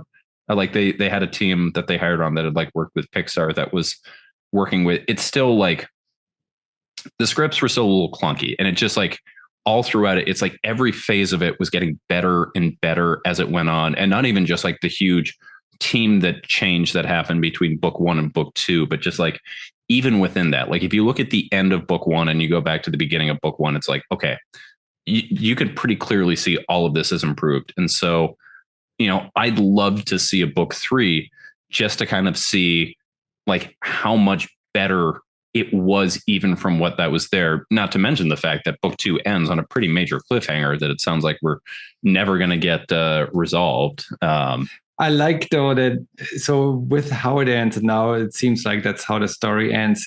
It could still stand on its own, not knowing, because that happens in your head and what happens next. I agree. When I first read the book, it's like there is so much missing that I want to know. Like part 3 is necessary to complete the story. Now I'm more like, well, the message here is it doesn't end. Even if you win this part of war, there's a competitor that will do the same. There's someone else who will not like go by the rules, and there will always be something. It's like the loophole will always exist. And somehow they will find a way to Earth. Of course, then it'll be interesting. What do they do on Earth? And once Black Flame has taken its shape on Earth, what will happen there? And that's where I think the distinction is important. And the way that, again, I read it, and is the fact that like throughout the book at the beginning, like Black Flame is the classic like menacing villain. Like she sees him in things. He has this really, impressive, like terrifying, almost demon-like appearance. His name is the Black Flame. Like everything is meant there to be like, if this happens, it's game over. It's hell on earth. The demons are rising. There's going to be an uprising from hell.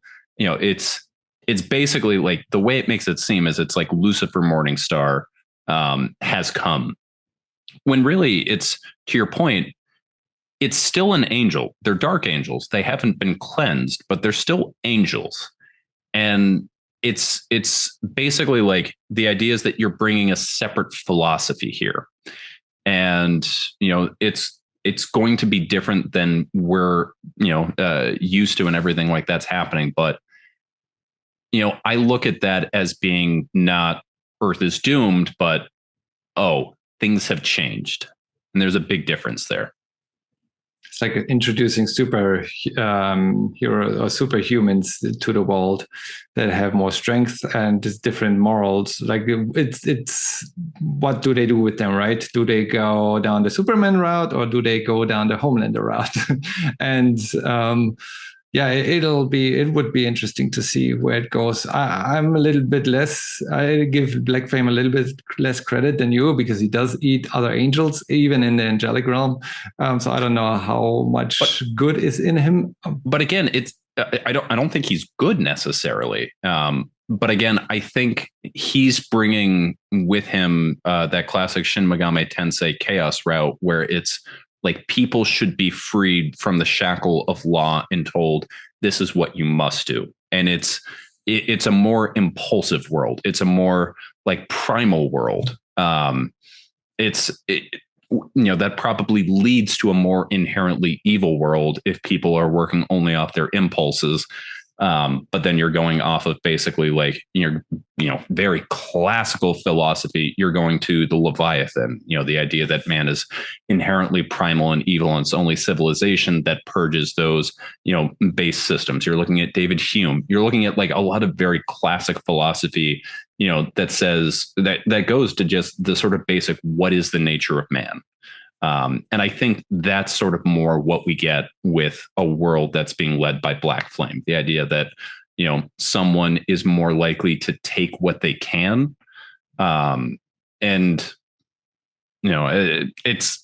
chaos route ending for Shin Megami Tensei. I keep going back to that because I think it's so clearly like those two sides, like the whole idea that when Tassie is going to the Guardians and she's saying like, yo, guys, this is happening over there. They're like, nah, that's not God's will. He didn't tell us that. And we got it on lockdown here. All right. We get the Supreme Creator is supreme. We're following a script. We're doing what he said. We're good. Thank you. And like, that's the like bureaucracy. It could also be like 100%. No, it's metaphorical for governments not catching up with AI and being blind to what's happening. But it's not even like being blind. It's like it's being shackled by the systems. Yeah. I mean, just like if you think about like the U.S., just the U.S. system, we've got 3 branches of government. The idea is everything's supposed to be kept in check. You have, let's say in there, you have a representative from California who sees what's going on with Gobi and is like, guys, we have to do something about this. We need to take action now. And he goes before the House of Representatives and is like, in my state of California, there's a rogue robot who's going crazy. We need to do something. And then a representative from Missouri goes, well, I have not seen anything of that happening in my home, let me tell you.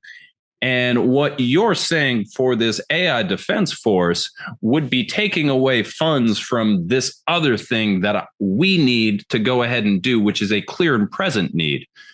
And it's this idea that like law, this structure is sort of holding people back from taking action that's needed versus someone like Black Flame isn't going to be waiting for something like that. Something's going to go ahead and happen.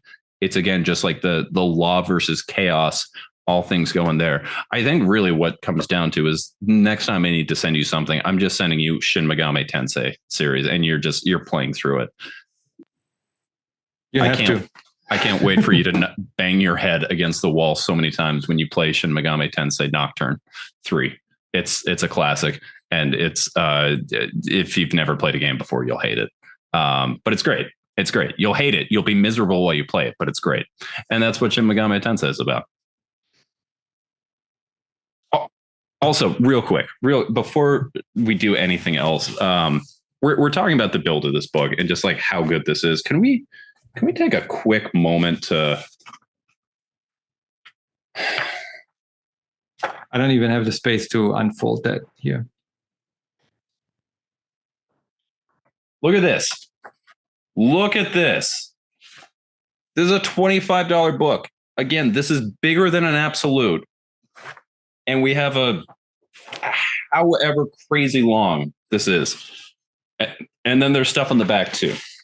Like, I was wondering if you have to read this upside down, like you have to put that up because I think it's coming out, but I could be wrong. It could be sideways too. Like that's the. I mean, the idea is it's happening in like the infinite realms where there is no up or down or sideways or anything. Like directions don't exist. So I think any direction is as valid as any other direction. And then on the back, it continues with the story. So you have to go back to page by page. Yeah, so you have to still keep it like out and like everything like that. There's one fun, I don't know, I'm not going to call it Easter egg, but like if you compare pages 41 and 385, they're basically the same thing, or the same route that they're taking in the first one. I believe it's Tassi chasing Mark, and then so page 41. Okay, so Mark's on the cell phone. He's running after Tassi. Yeah, Mark chasing Tassi. Okay. On page 41, and then 385. Okay, 385. You have Gobi taking the same path. Oh, yeah. The same PAL structure, same items. Going up those same stairs. Same, you see the pyramid building, coin tower. Riding his bike off of, some very, very San Francisco houses and a very San Francisco hill. Again, if anyone wonders why Torsten chose this one, I mean, don't wonder at all. That is the most Bay Area book that exists. Can also be counterproductive when you know that the path up Koi Tower no one takes. You only go up those stairs if you want to visit Koi Tower. There are no houses up there. There's no nothing. It's not a shortcut. So the reason for them to walk the stairs up to Koi Tower, they're not going anywhere. It's just to incorporate a landmark. But yeah, absolutely. Everybody knows that. Yeah, of course. Yeah. Why would you just go to Koi Tower? I don't know. Middle of the night. It's closed at this time. Come on. I'm sure Gobi was very concerned about the fact it was closed. I realize I'm running dry and I'm switching to the pint now. Oh, I just finished my first. So that being said, it's we're dealing with slightly different ones here. This is a 9% imperial stout in pine can. So what's that red at? German red. Yeah, I'm still sticking with the old Rasputin 9%er. So there's a very good chance that this is twice the ABV content of that one, and obviously as a imperial stout, it's a sipper. This is not a 7.9. Oh, dang. Okay, so you're.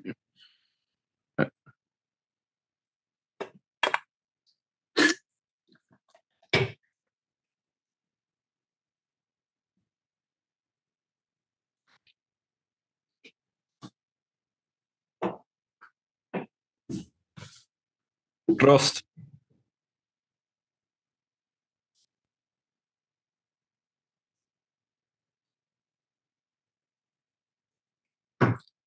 All right. Does that bring us to where I think it is? I think so. 20th Century Men.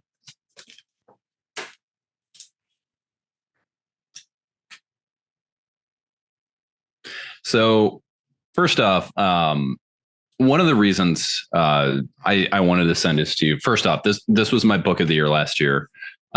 This was my favorite book. I love this book.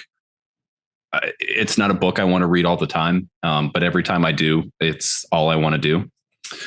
But also, this is an important book right now because this is one of the things that really set off Deniz camp that led to him getting the Ultimates, which is ongoing right now from Marvel.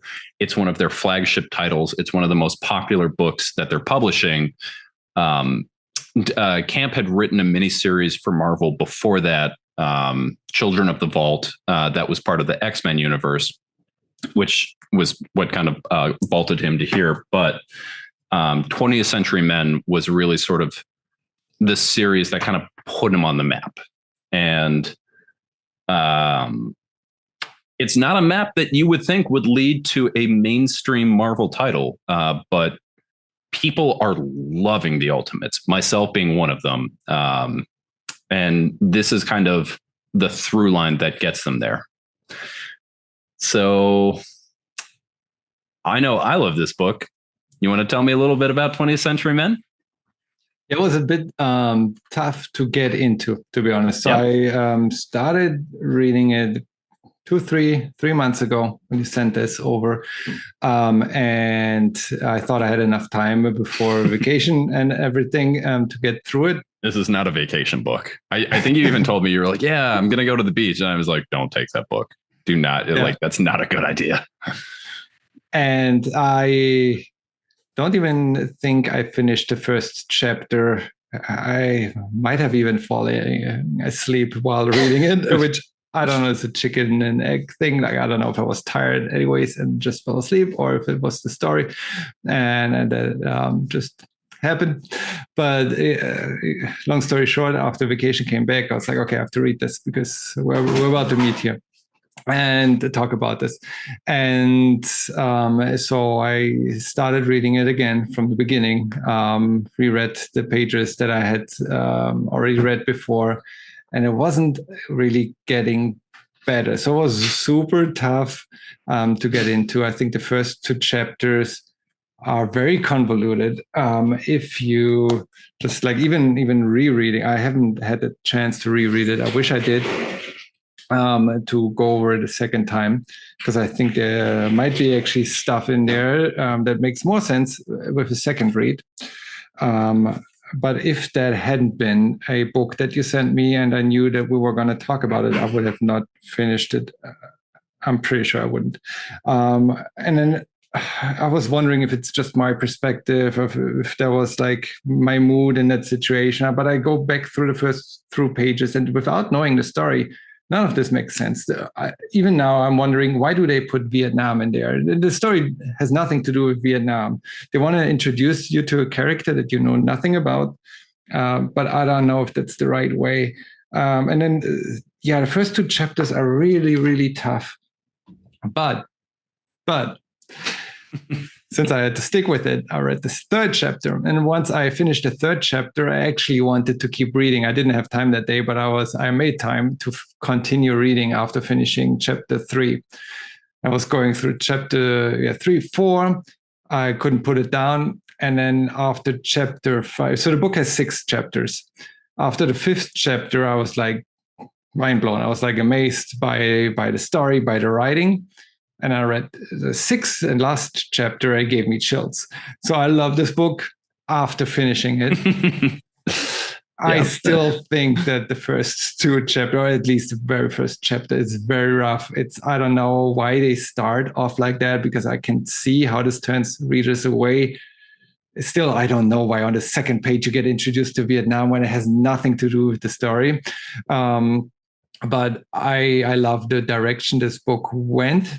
I read the afterword, and maybe that's an explanation. Deniz Camp, I think, said that they didn't know where this book was going when they started it, and they didn't have an idea of what this is going to turn out to be. And it only kind of came clear to them when they wrote it, or when they created the book. So maybe that's just part of the process. And as our comics, you publish it chapter by chapter. It's not a novel where you get to rewrite the first chapter if you're not happy with it after you complete your novel. You can't rewrite the first chapter if it's already published and the rest hasn't yet. But I really love it. I love the book. It's a really good book. It's a great story. It's a perspective that is not available, like it's not represented often enough. A different perspective. Actually, we talked about that in one of the previous movie clubs, that it's usually the US perspective you're getting in kind of bigger productions that are US based. It's not necessarily a different perspective.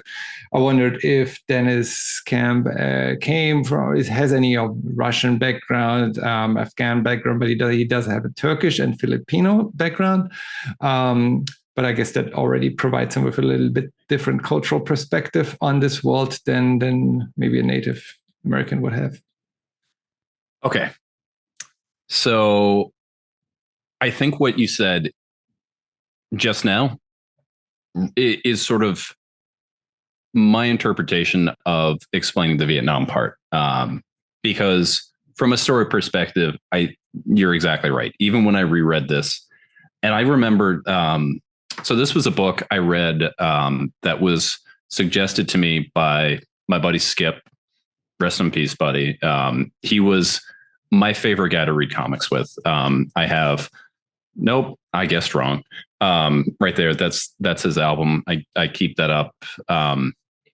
He was my favorite person to talk comics with in the world because we disagreed about so many things, but we had like great conversations about them. Like there's no one I would rather disagree with than him. Because way too often now, like when people disagree, it's, I'm going to show you why I'm right and why you're stupid. It's not like I'm going to listen to you and understand about that. And like that was exactly like what it was with us. And I adored that. And so when he suggested, it was his turn to suggest a series, and he suggested this one. I didn't know anything about it, but I was like, all right, I'll go ahead and read this one. And it was, pretty new. Like he didn't know about it either because we were buying this off the stands. So he was like, I've heard good things. Like he knew some guys in the industry, and he was like, I hear people say this one's going to be good, so let's check it out. I was like, sure, why not?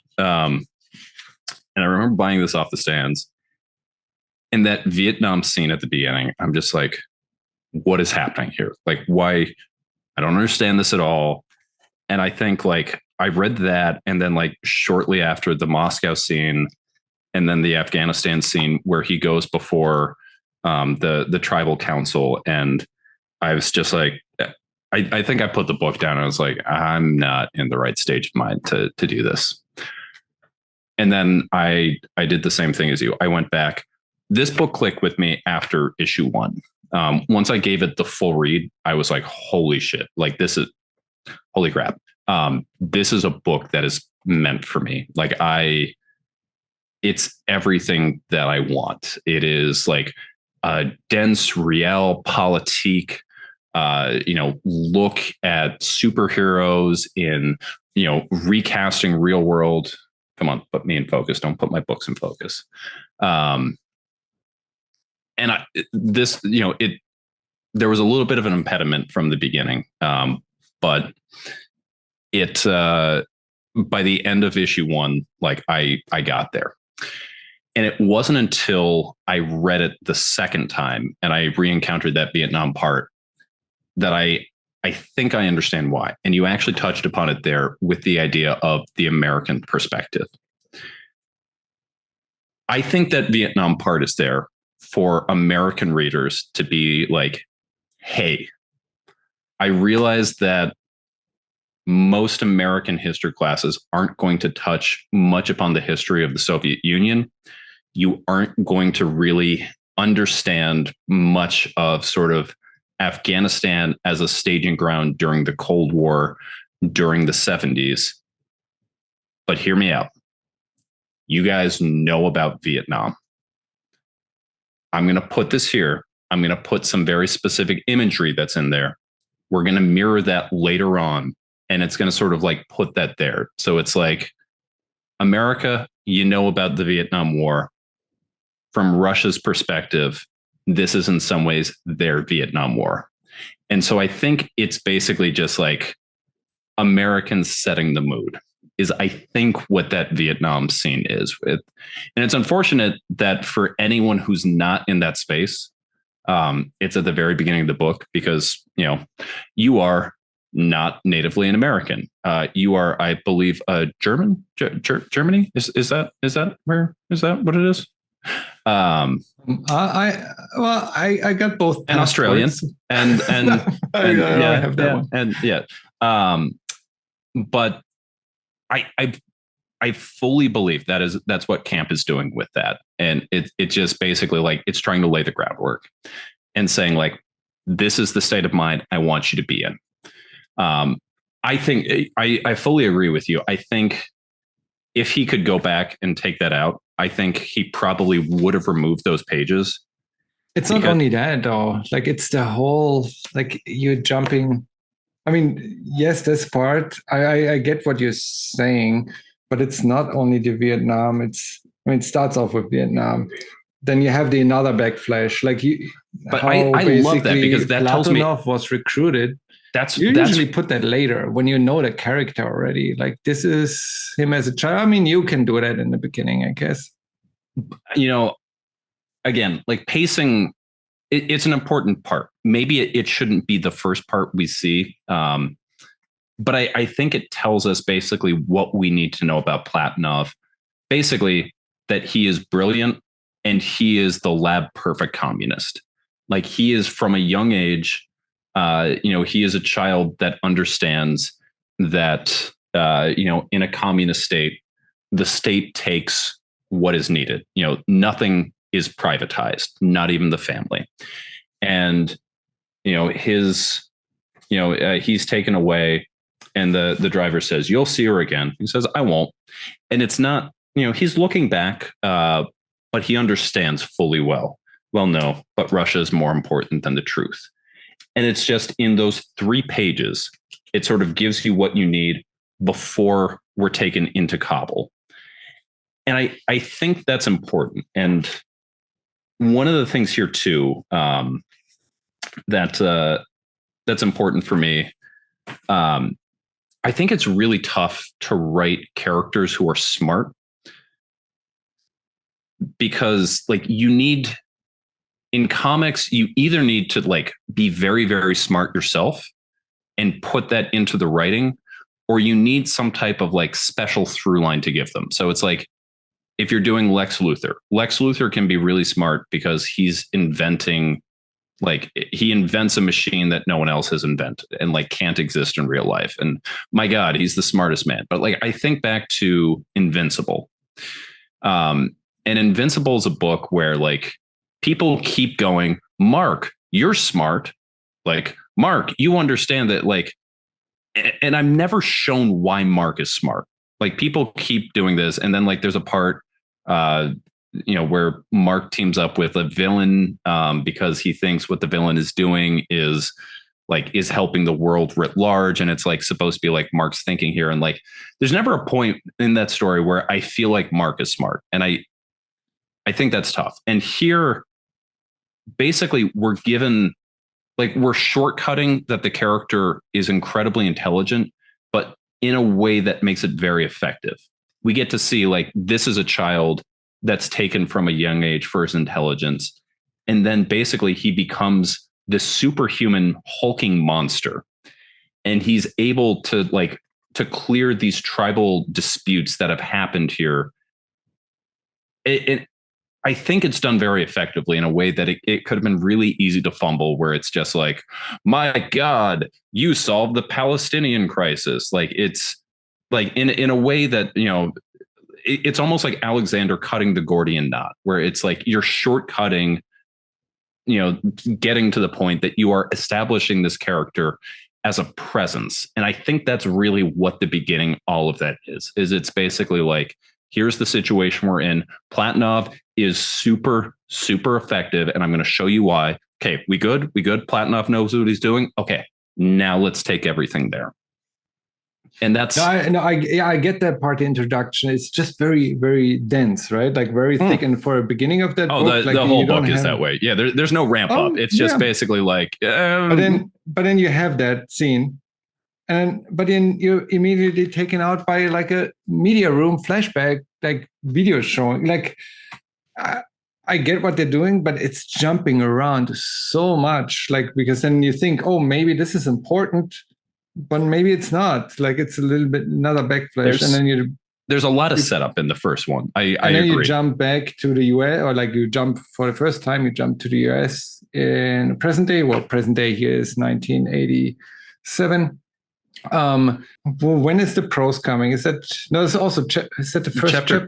That's chapter 2. That's all chapter 2. That's why maybe he meets chapter Egon, 1 and 2 are very. Yeah, he meets Egon here, and Egon basically sends him on his way. But we don't get the prose on the side. Let me So that's why I include chapter 2 when I say chapter 1 and 2 were really difficult to get through, because without knowing who this character is, short briefly introduced, and suddenly he gets prose pages. Like within one chapter, he got like 3 times, and then a double spread, so 6 prose pages, and that doesn't come back later. That is just in this chapter he gets those parts. I think three parts, if I counted correctly earlier. I mean, he's not around later for more of those. Is part of that. but like, what's the importance of why is he so special to get this? That's also doesn't fully become clear. Maybe it's the American consciousness, but the part that the US has to deal with. You mean this prose page? That prose page? Well, you don't have the prose in there, so that's okay. Well, no, because I have the section for the prose. That's right there. No, it's great art, and it's I feel the first 2 chapters just jumping around so much and changing style in a way that doesn't necessarily make sense. I don't think it has a payoff, because I think chapters 3 through 6 carry themselves. You don't need the setup in the beginning. If I was just to read chapter 4 through 6 or 3 through 6, I think I would not less enjoy this book. So I disagree on that, because like I said, I was someone that loved it from the first. I don't disagree with some of your points there about the fact that I think it becomes a stronger book as it goes on, and camp kind of finds his footing. But I do think it's important to kind of set up what's happening there. But I mean, to your point about the fact that like issue 2 starts and he just finds the camp, and it's just like, oh, he's just here. And now he's found this like British intelligence camp, and like that's all there. You don't need to be the British guy. You don't need the U.S. Forces coming in. It's all represented by the American super. So again, the idea that the last line is there, but we are. I think issue 2 is really where it hits the pacing. So, like for instance, that one of the things I think that this does really well, especially for being such a completely dense and crunchy series, is it knows at its heart that it's a comic book. Like, this is not a prose novel that, this isn't Anna Karenina with some pictures. This isn't War and Peace with a few illustrations. It is at its heart a comic book, which is a visual medium. So we do get some things interspersed like this right here. And this is where I think part of that, you talk about the newsreel flashback from issue 1, where, they ask him, when did you think death was such a beautiful thing? Platinov, I think, is such an interesting character here to me, because he is such a high level thinker. He thinks of himself in that way, but at his heart, he can't distance himself from like the pure brutal violence that surrounds him. He is at his heart, he is a military man with his military ways. And you can see that in, I want to say it's issue 4 is Suicide Cowboys. Is that, I don't remember. Is that where the news article, do you have the quotes of everyone? I fully didn't get that. Probably with a second read, I would have understood that more. But it's like the quotes of all the folks involved in that battle were giving their briefing, I guess, or they're not briefing, the post briefing. That's one of my absolute favorite issues, I think, because it so illustrates the way that history is written by the person who writes the narrative. Like I was a history minor in college. I did a ton of time, going through historical primary sources when looking at, like writing a paper, looking at secondary sources, going through, including those quotes and things like that. And I thought that was such like a fascinating way, again, to get an insight into the character. So like, and the thing that I think is so interesting, as we're talking about Platinov, is when the Suicide Cowboys come in, and we're jumping ahead. But when the Suicide Cowboys come and they basically like waylay him and they're all jumping on him, the first response we see in that image where they're all there is he was like, I had the situation well taken care of. It was never going to be a problem. And then immediately you get to Krylov, who's there documenting the whole thing. And he's like, yeah, Platinov would have lost if we hadn't understood they had an external source. And so even though this is a man who is, basically one of the greatest minds on earth, who is, an intelligent man, a classical man, he's so far removed from, from the world of sort of like earthly pleasures. And it honestly, this kind of reminded me back to the Silver Cord, where Platinov talks about sort of when you're in the stage, and especially like part of war, he talks about how what he's given up, and he's given up the Beatles and the Rolling Stones. He's given up Beethoven. He's given up music, like these classical things. And he says, just like a whole bunch of wailing. And it's the same thing that like Oriak basically says, where he's like, I can't feel and enjoy these things. And so, he's this man that should be like a higher level intellect, and yet he can't put it past himself that he was losing. Again, he is, here a force, a death machine. He's a walking mech that's all coming here. And I think all of the things that we see earlier inform us for that character throughout. And that's kind of pacing. There might be some issues there. But I think, no, it's perfect. Never mind.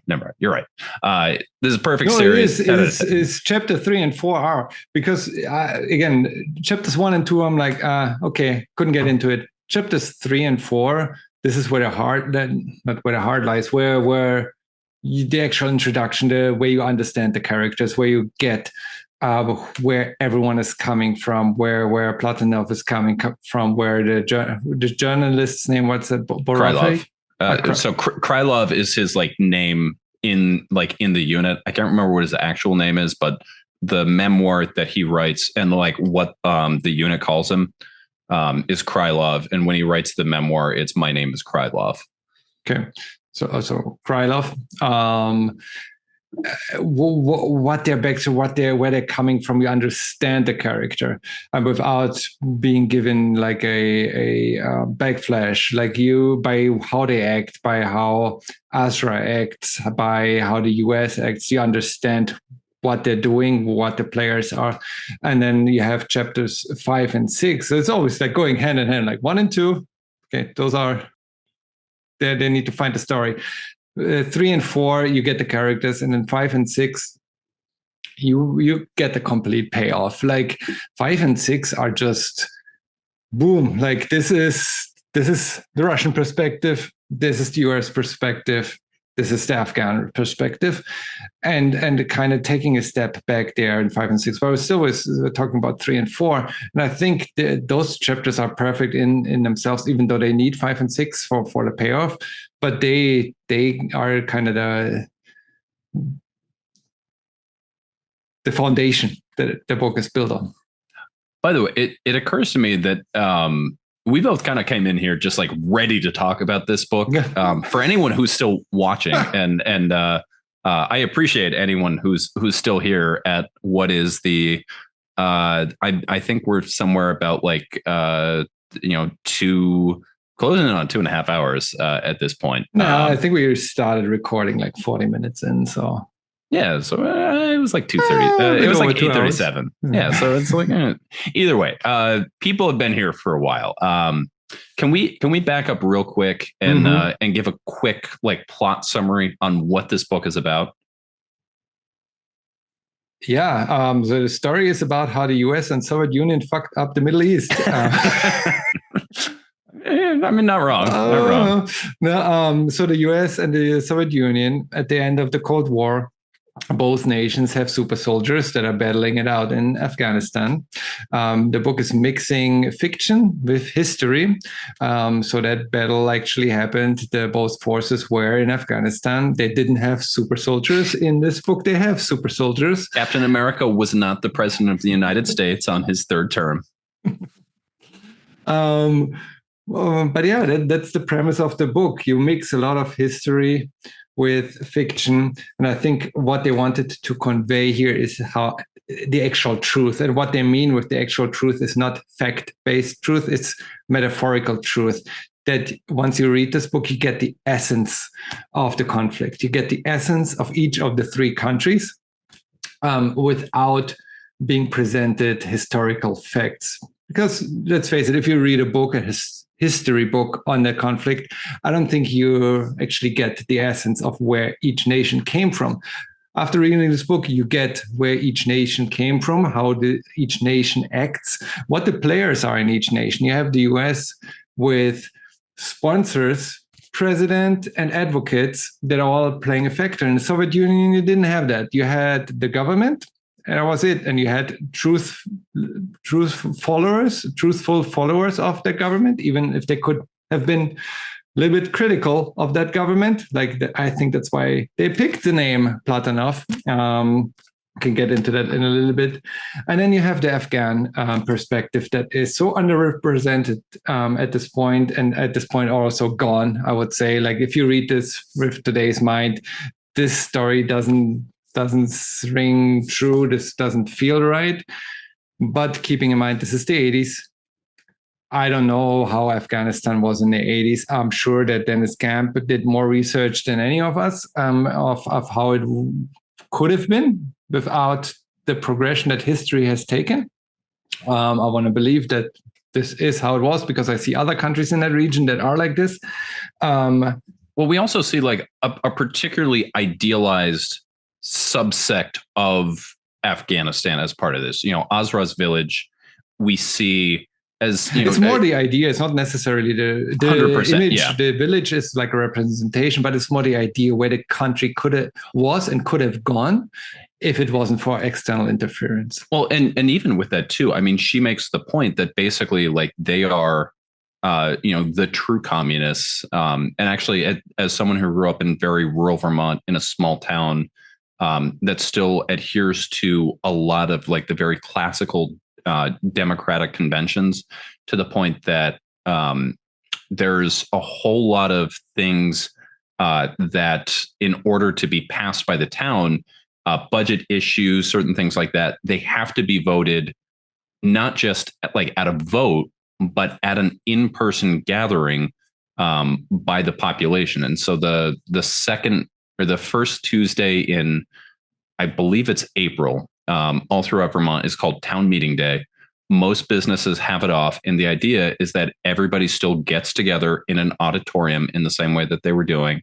And everybody talks out the issues, and then it goes to a vote. And so like, if there are certain things that are coming up, if the select board is wanting to, adopt a new budget issue or bring something there, they can't have that as part of like their own special meeting or anything. Like, it has to be brought to the town. And, in Azra, like, it's this idealized sort of combination of both communism, the Soviet ideal of pure democracy, the American ideal, and like putting those together in practice in a way that neither nation is doing it.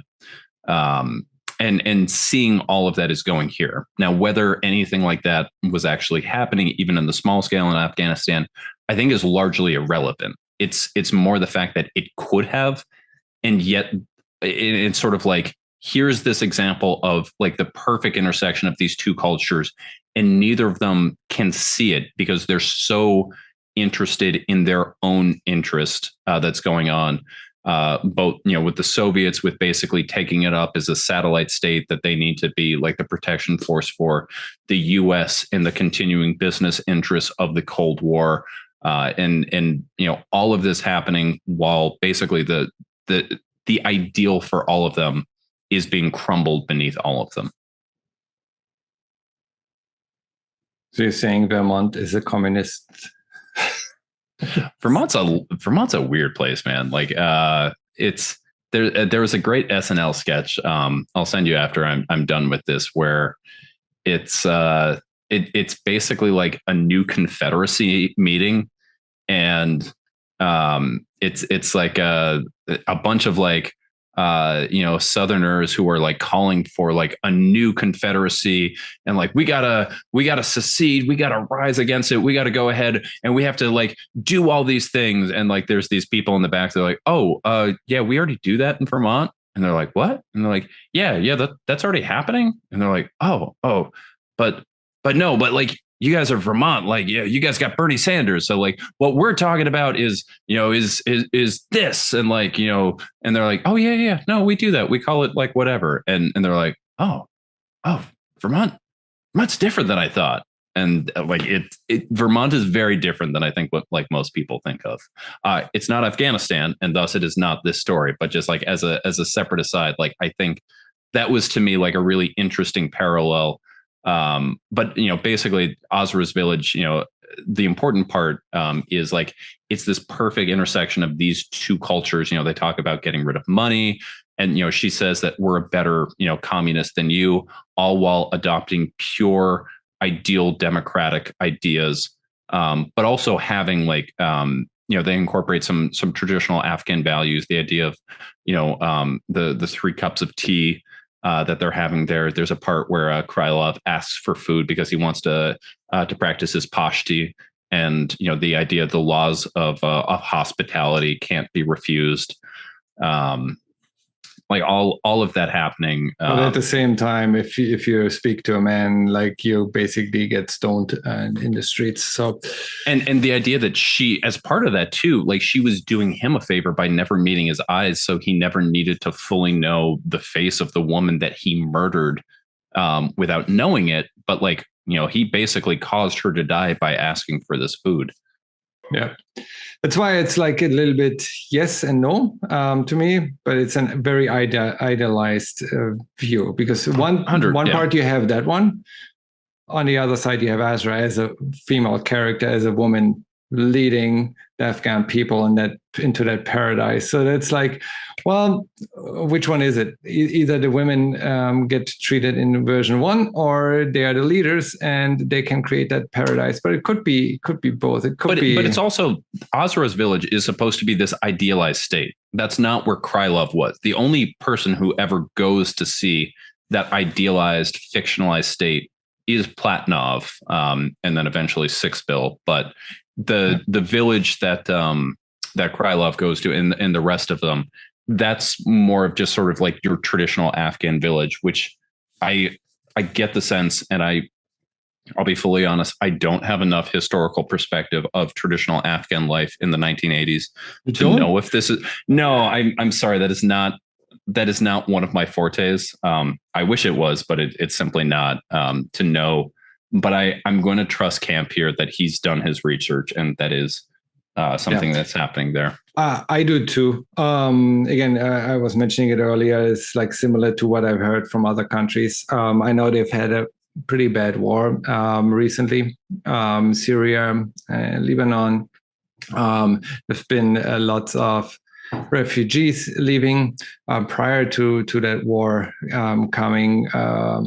I talked to someone who is married to someone from that region, from Syria, and kind of being integrated in that culture, into that culture as a German woman being married to someone in Syria, and how the hospitality there welcomed her, how the women, when they were by themselves, secluded from the men, actually had no problem joking about all kinds of stuff, all kinds of like reminiscing about childhood things, about, she was told how her husband was as a child, and they had pictures of like how a kid runs in the streets, like not necessarily with clothes on, and they're making jokes about that. And it's like, is this the view the Western world has of the Middle East is very specific to what organizations have taken on leadership, that they ignore the people that live in that region, and ignore that those are normal human beings like you and me, that have a sense of humor, that want to enjoy life, that do enjoy life.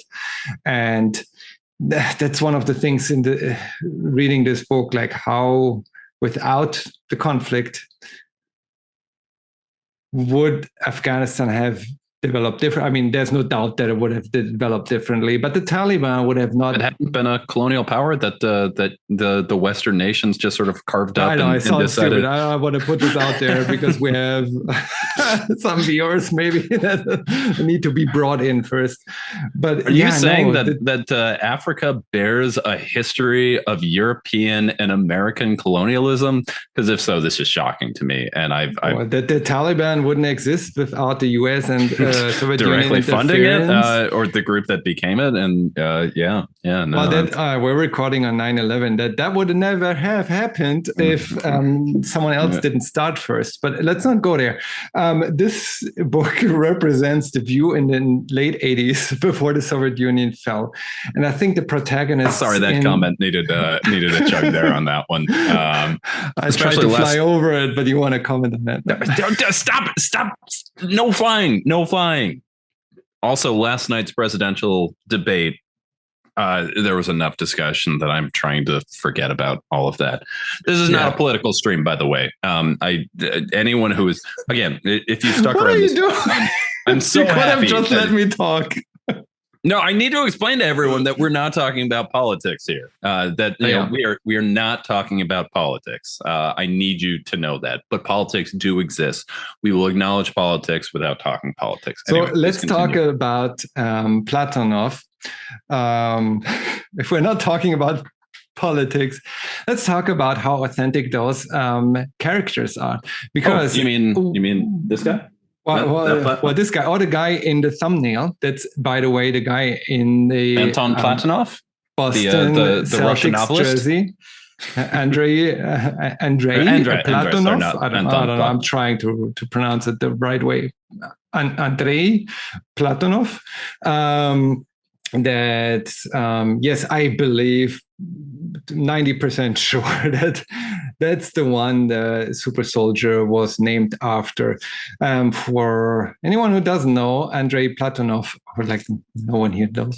I didn't know until you mentioned him, and then I looked him up, and it was like, oh man, can I find a copy of this that I can read in time? I could not. Yeah. No, I haven't read any of his works, but yeah, after reading this book, I'm halfway through this book, I was like, this is so well researched. This name has to mean something. So I found, I didn't know about Andrei Platonov either. But yeah, if you want to look at an AI version of him, that's the thumbnail, the guy in the Celtics jersey. I took the best pictures I could find. And as a quick aside, when Torsten sent me that thumbnail, I originally thought that AI was interpreting the two of us. So I thought the Vincent van Gogh was supposed to be me. I thought Platonov was supposed to be him.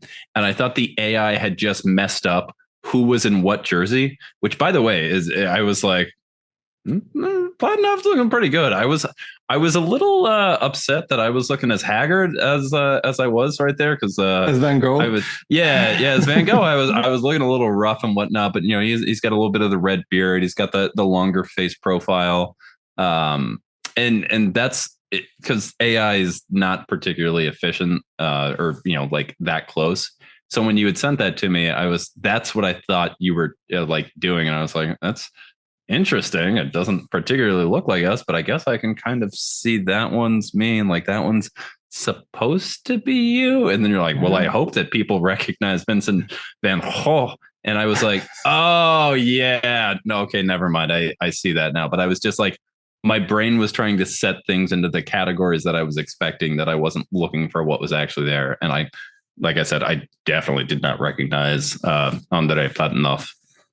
Yeah, and again, Google cannot even agree on the spelling on his first name. So the most common spelling was with an I, so that's what I go with. Andrei E-I Platonov, a Russian writer, Soviet, a writer, was born in 1899 and died in 1951. So still under Stalin. Surprisingly, so wait, this is super interesting. Stalin wasn't in 51. That would have been Khrushchev. Well, Stalin, I think, died. Didn't he die like in 53? I know Stalin. He might have been, but he wasn't the premier of the Soviet Union. No, but Khrushchev would have taken over by then. So Platonov's main years as a writer were in the 20s and 30s. Right. And that's, yeah. And, Okay. You know that part more, like what, okay, then what point did Stalin hand over his power? So I don't have this completely offhand. I want to say, I believe Khrushchev took over. It was either early 50s or late 40s. So Stalin in office 1941 through 1953. What? That. I'm just trying to find something real quick. No, but he was the supreme leader of the Soviet Union until his death in 1953. Okay. All right. But also he general secretary of the Communist Party of the Soviet Union from 1922. So he had Platonov's main years as a writer were under Stalin, or like Stalin's rise. So, which might explain a little bit what I'm about to say, because Platonov, he believed in communism. He was critical of the regime, of the government, which is a very tricky thing to do in a, again, so in a system like the Soviet Union, which again, I don't want to say communism because no country ever has been a communist country. Communism isn't ideal. It's not a system of government. So he believed in communism. He was critical of the government. He was joining the army, and he was expelled from the army. Then he wrote a bunch of pieces. Again, I haven't read any of them, so this is all hearsay and me Googling and reading through his Wikipedia entry. But it becomes relevant for this book because I believe that the Iron Fist, I think is the super soldier is called, is modeled after Platonov ideas. So he believed in communism, but it was critical of the government, which I guess isn't directly linked to him being expelled from the military. Sorry, not military, from the party, the only governmental party, whatever it was, the Communist Party. He was expelled from the party. He tried to get back in to become a member of the Communist Party and was not accepted. So him publishing a bunch of novels that were critical of the system makes me think you should have been arrested or worse. The only thing which is quoted in there, what might have saved him, is that Stalin was actually a huge fan of his writing. And he called him a genius, and that might have been why he was allowed to operate. And Stalin probably felt safe enough for a writer not to be a danger at this time of his regime. So Stalin is not someone who ever felt safe. Stalin, like most despots, felt every personal slight, every personal affront. He was not, however, a high thinker. And from what I gathered, from what I read on Platonov, is his critiques of the Soviet state, again, different from communism. Platonov is himself a communist. He is, and I think the timing here is important because, again, we're looking at him coming into his own basically through the November Revolution, when the czars are taken out. Lenin, who is sort of the ideals of the Communist Party, takes place. Lenin's reign is relatively short and taken over by Stalin, and Stalin is where we start to see the Soviet system in place. Whereas Lenin, as a Westerner who's studied fairly extensively the history of the Soviet Union, at least from like a outsider's perspective, Lenin was, I think, the last sort of true communist, whereas everyone who came after him were Soviets. But Stalin, Stalin has a terrible history with the purges, with people that he felt were trying to undermine him. He was, however, he was no great thinker. Lenin was this, he was part of the revolution as a true communist, as a thinker. Stalin was a party man through and through. And from what I gathered, and again, I have not read any of this, so this is all sort of like Googling, but at least from my experience with studying Soviet history and just sort of seeing what it seemed like with Platonov's work is his critiques of the Soviet state were pretty heavily veiled, and it wasn't immediately apparent, and he was a good writer. And so, from what I read of it, basically like Stalin's advisors were telling him, hey, this guy is like trying to take on the Soviet state and he's trying to undermine us. Stalin read it and he was like, this is great. I love this. What are you talking about? Like, this is a great book. It doesn't say anything about the Soviet state. And I think it's the fact that like Stalin was a little bit,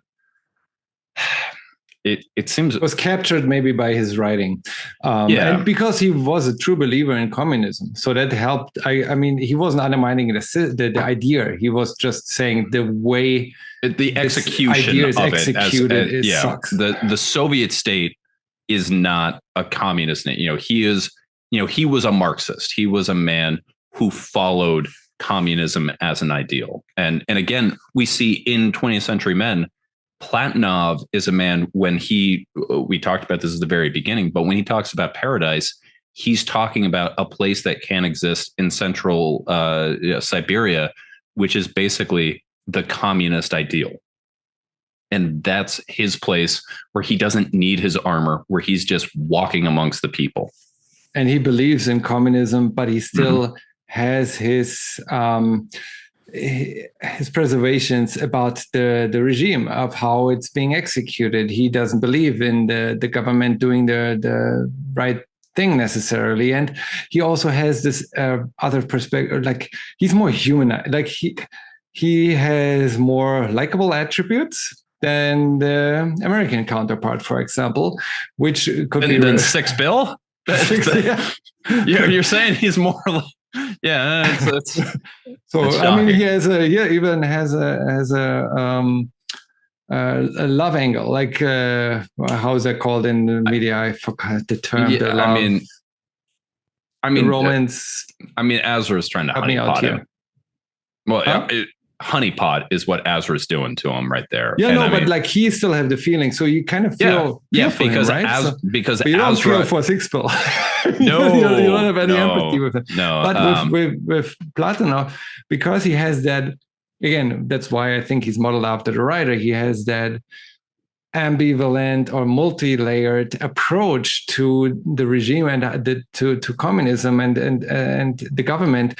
He doesn't strictly follow orders by the government. He refuses to be interviewed by the journalist that was sent by the government. Like if he was a true believer, like he would have had no problem with being interviewed by the government writer. But he does. He pushes. He would back. feel flattered. I want to be. Like Stalin was someone who absolutely wanted all of the pieces written about him, and he wanted that out. And the fact that Platonov is missing that is just there. But to your point, when he's talking about Azra, he is, and this kind of like goes back to sort of the Russian identity. You look at like Turgenev. Fathers and Sons, the whole like romanticism versus modernism, which in Soviet times you can't have that, but it's still part of like that Russian culture.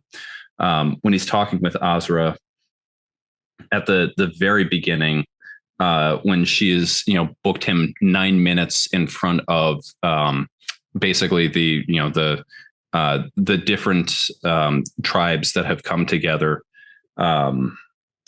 Azra, there's an issue of time. We avoid the question between us. This is a common problem for the intelligent and those in intelligence for the same reason. And he's saying like, there's something there, like there's a spark. And he's like, and we know, but we can't ever indulge it. And there's one of the very few moments of intentional humor in this, and like pretty crass humor, is there's a point where Azra is saying that they're going to go travel, and she says, basically like, we'll take the ass. And while she's saying that, she's leaning 100%. over. Yeah, she's leaning over. She's wearing these like tight-fitting blue jeans. She says, "I have the ass," and then that's it. That's right. I have, and yeah, and then she's in a position where you think, "Now, why she means hers?" In the next panel pages, like you see the donkey.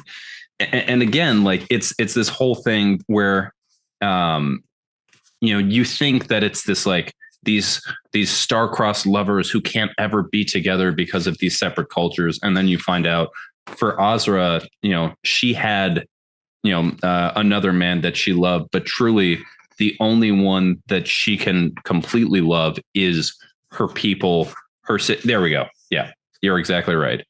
But how will you transport them? I have the ass. Yeah. And I think all of the characters are perfect. It's like the perfect metaphor. All of the characters are a perfect representation of how each country's thoughts were going. You have Platonov and the regime there, like the Russian perspective. You have the Azrais, the Afghan. Like they kind of have to play the spider, the man in the middle. Like we have to play it.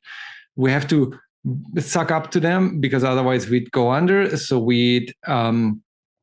we'll have to hopefully get our own agenda in at some point, and the plan comes together. But they're trying to think ahead and know that they can't mess with the superpowers.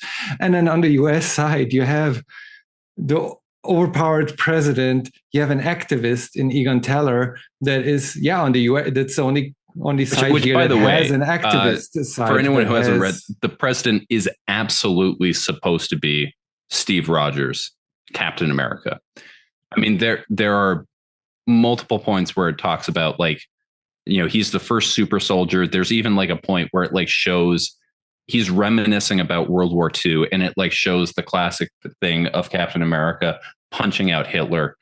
And it part of this story is basically, what if Captain America had become president, and what does just simply the American political system do to someone, even with all those political ideas? And despite all of that, he still believes in America. One of the heartbreaking things on his part is, the American president throughout the entire thing always thought he was doing what was best for America. And even with everything that was happening, he's heartbroken that basically America hasn't won the battle. Everyone else who was there is writing checks to his reelection campaign and everything like that, because they find a way they can spin it to the American public that Russia has just set off a nuclear bomb. And, can you believe that the Soviets have done this? We need to get back at them. And he's just sitting there horrified that America has lost in a way that he can't believe that it would happen. But other than in the Soviet Union, the president doesn't have all the say. That's democracy. The president isn't the one necessarily that pulls the strings, that's in charge. Right. That's the Soviet Union. In the US, you have the active. Yeah, you have the activist. He was facing the impeachment processes before all of that happened because of the work that Egon had basically set up, where he was, after his death, which the president had set up. He was basically trying to set it off, but it's with America, it's at least what I get, and this is not a political take, so please don't take it that way. But it's basically saying like the power lies in the lobbyists, because we see a president who is sitting on impeachment charges because of actions that he has taken. And then, basically with like no reprieve from those actions, they're basically like, oh, cool, we can spend this. This is great. We're all rich. great job, everyone. Let's go home And do some coke. Actually having the right intentions. He's like, we can win this war. And the lobbyists are like, no, we don't want to win this. The win is by continuing the war, so we all get richer. And then having the sixth bill as the super soldier who like doesn't give an F. And then just goes in and bulldozes. He doesn't have the ability to give an F. Like where on the Soviet side, you have the government, all empowering government, but you have the super soldier that's the thinker and can still think for himself. On the US, you have on the higher level the president who isn't really the one in charge. You have activists playing a role. You have the sponsors, lobbyists playing a role, and kind of pulling the strings in the background. And the soldier is just a poor guy who goes in and just does demo mode. Well, and I think so much of this story, too, is illustrating about, just how common people get stuck in the middle of the decisions of, the powerful that are going there. And whether that's the Afghan people, whether that's the Soviet troop that Krylov joins up with, where, they've basically resigned themselves to death. They've gone out and we get to know them and kind of love them through this. And then they understand that they're going to be dying. I mean, from the very beginning, when the giant tells Krylov, you have to pack your own parachute. You can't have anybody else do that, because if your parachute goes off, doesn't go off from its own mechanical failure, you just die. Like, you're fine. Like, you're gone. But your friend who packed it, they have to live with that for their entire life. So, like, for their sake, pack your own parachute. And we get to see all that. We get to see him go out. He's got the Bible and he's talking, and then he's like, yeah, I didn't read that far, but he just like has this idea. And like, we see all of them as like characters. We see them around the fire and sort of building up. And yes, they're doing horrendous actions in war, but it's like we see the men behind them and we start to love them as characters. And then they're ripped away from us. So, like, so much of this book, I think, is talking, because I think, again, when we think about protagonists, like Platonov is obviously the main character of this book. But I think this book is truly about Azra and her village. I think, like, that's sort of the crux of this story.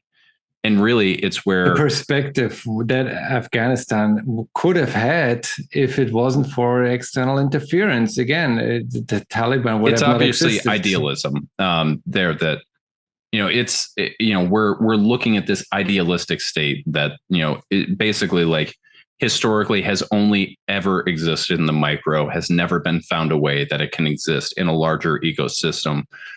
Would be amazing if it did, but it's just like this idea that it's this perfect intersection and like both sides are trying to destroy it.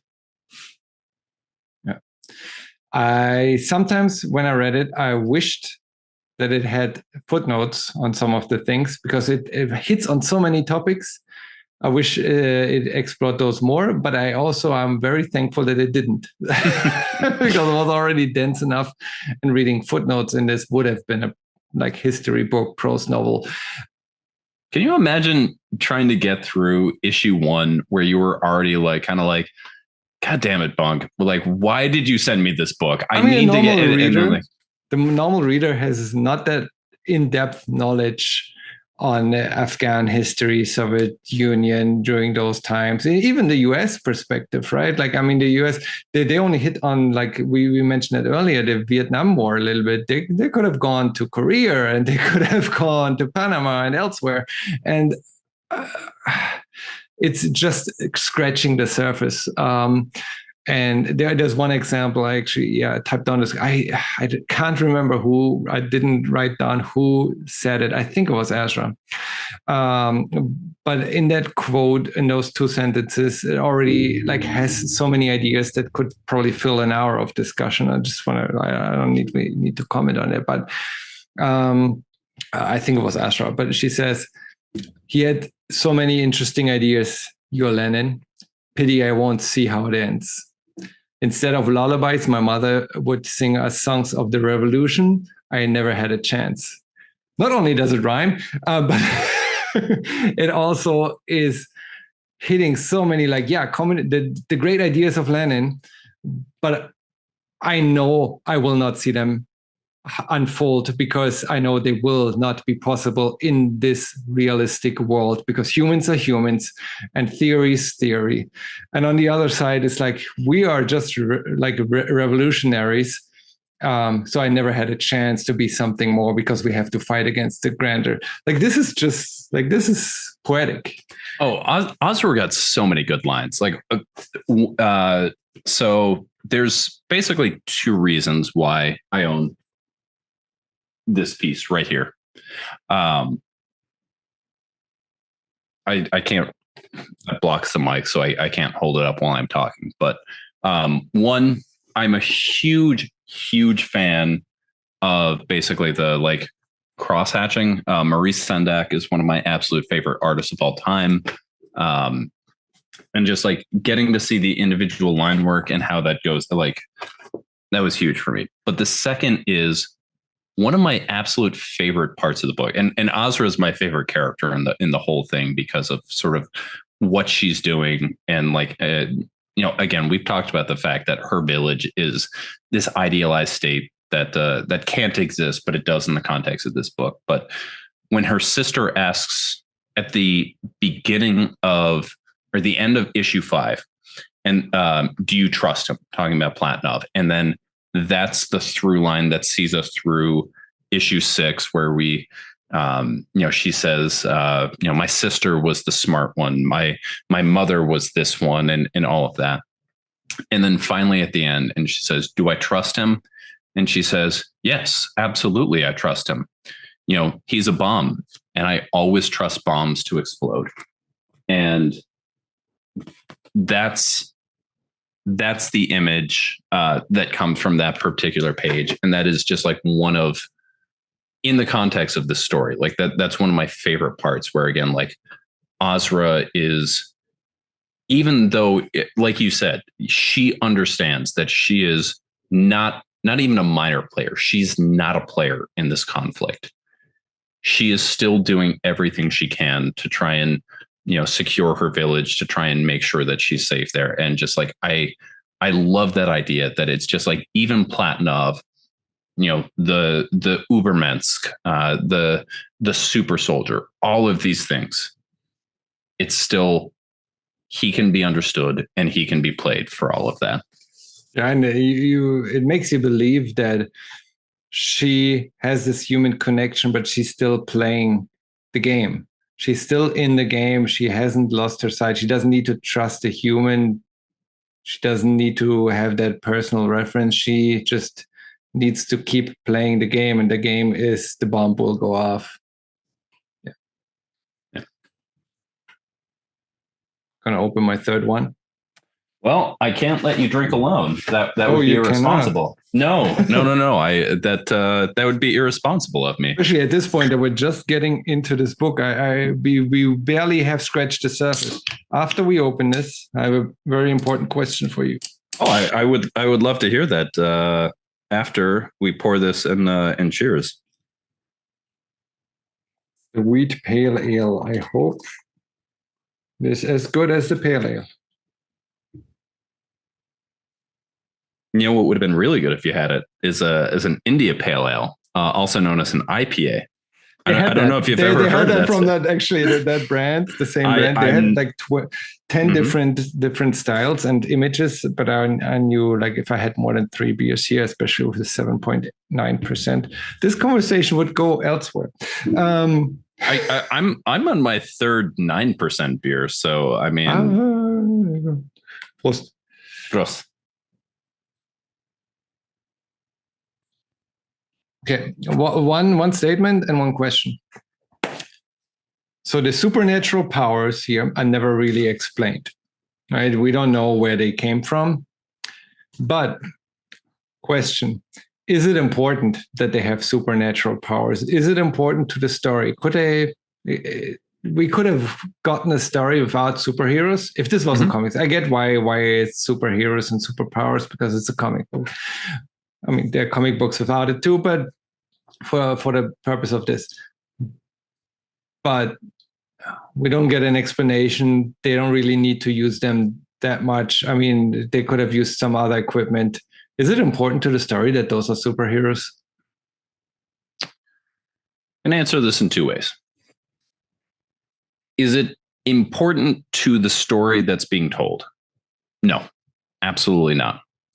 Whether the idea is that it is an Ubermensch, whether it is a superhuman on the U.S. side, on the Russian side, whether there is these powers going to war, or whether this is, in reality, a modern war story where the superpower is who has the biggest gun that can shoot at the longest range. No, it's not important. The important part of the story is the conflict and the people who are caught in between. However, and you touched on this right there, and it kind of goes back to, honestly, Art Brut, where we talked about the idea that it is taking like very high level concepts of art and combining them with sort of like the familiar trappings of comics to give you a sort of like difficult high level story, but making it sort of accessible in a familiar model. The superheroes in this part are very, very important for telling a story in this particular setting. And I think in this, especially because it sort of touches on sort of the touchstones of both cultures, because again, for the US, the president is very clearly an old Steve Rogers. Like it is Captain America. It's the first super soldier. It's the guy who punched out Hitler, but then he's put into power. He's elected. He's not just an ideal. He's a man who's going there. We're seeing that combated with the idea of the sort of Russian, romantic who is the perfect mind mixed with the perfect technology, and it's all of these things. It's both of those things clashing together. Because, like I said, I mean, this story was dense enough as it is. If you don't have in issue 2 your moments, Egon walks along on a lonely street while you have lots and lots of prose talking about how sad he is that he doesn't talk to his son anymore. If you don't also have around that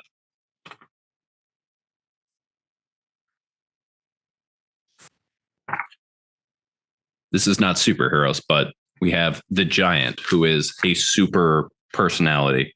If we don't have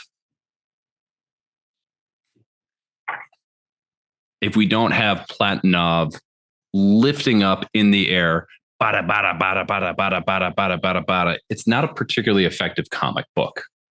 There's not going to be a whole lot of people outside of me who, the joke has been made, and not unfairly, that my ideal comic book is a 9-page panel, like a series filled with that, of 2 people sitting across a table where each page is just one panel repeated the whole time and nothing changes, which that sounds pretty hot to me right there. But, for anything else, you need that for this particular format, for something that is image driven. You need the high concept with the high action to justify it.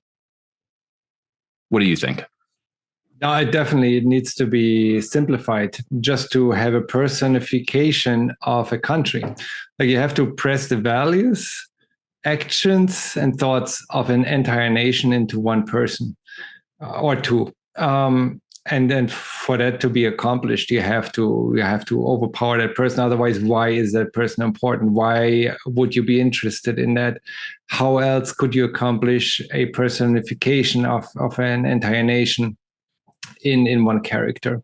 You have to overpower them and you have to make them a superhero. Otherwise, it would be you can't pick a random guy on the street and say, well, he's the personification of a country.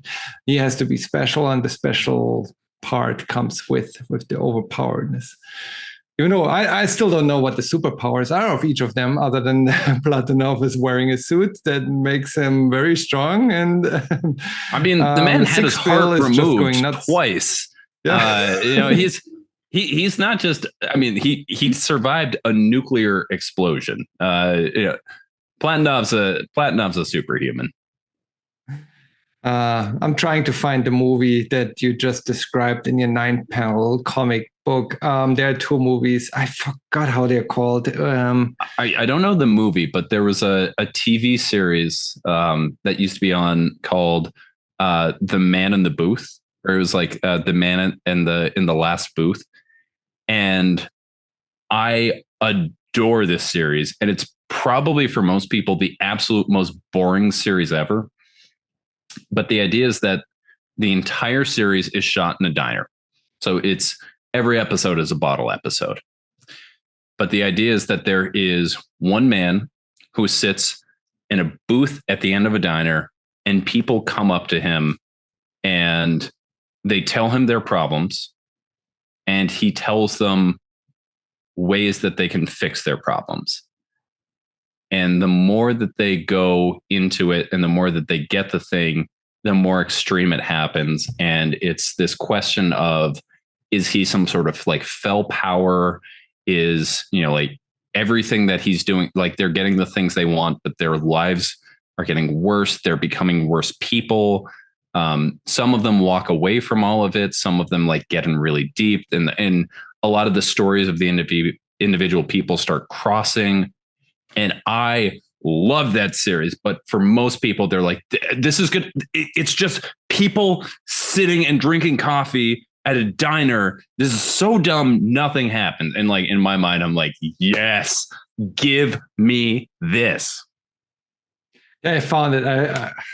I haven't watched all of them, but I wish I did. And I think it's got to go on my list, like for this year to watch. So it's the Before trilogy with Ethan Hawke and Julie Delpy. Before Sunrise, Before Sunset, Before Midnight. It's basically, it originally started before Sunrise, 1995. It's a movie, just 2 people talking. Just the whole movie is 2 people talking. And then it was so good that they did a sequel, Before Sunset.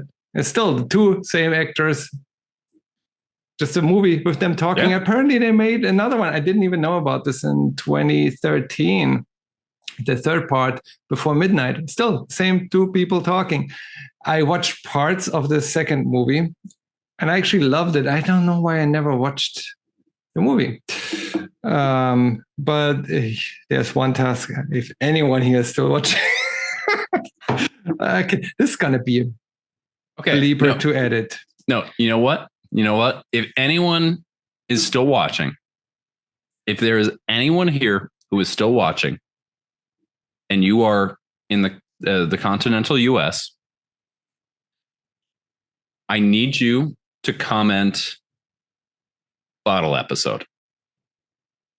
Put bottle episode down, and I will send you a book. I don't know what book yet. I'll double down. I'll send you another book. Probably, if still available, The Silver Cord. I will find you something and I will send it to you. We are not going to put this out there. We're going to continue going. So it's not like you just like skip to the end and you can just hear this. We are not going to advertise this at all. But if you are on there and you put in the I don't even remember what comment did I just say? I'm sorry. Bottle episode or something. Bottle episode. Thank you. Yeah, because we were talking about that. Yeah. I have cans. I don't even have a bottle. No, it's a reference to basically an episode of a TV show where the whole thing happens on a closed set. And we're talking about movies and TV series that the entire thing is a bottle episode. But yeah, if you comment bottle episode on this, I will send you something. I'll comment and we'll connect on Discord or something like that. I'm not paying international shipping, but I will be happy to do it, to know that you have got this far in, because I got questions. How many of you are actually doing this? Honestly, so James Abel is gonna win. It's not the first time I've sent him books. There's a very good chance that James is actually listening now.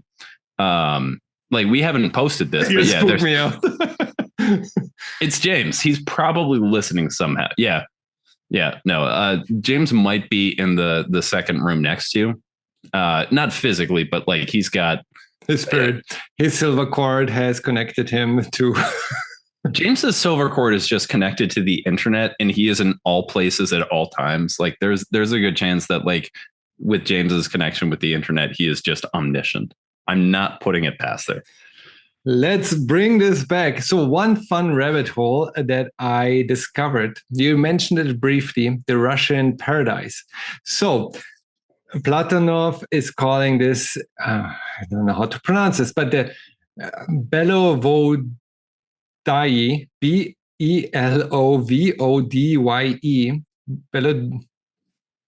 Belovodye. I don't know. That's the word that comes up in his speech. That's the paradise that he dreams of. Sorry, can you spell that one more time? Belovodye.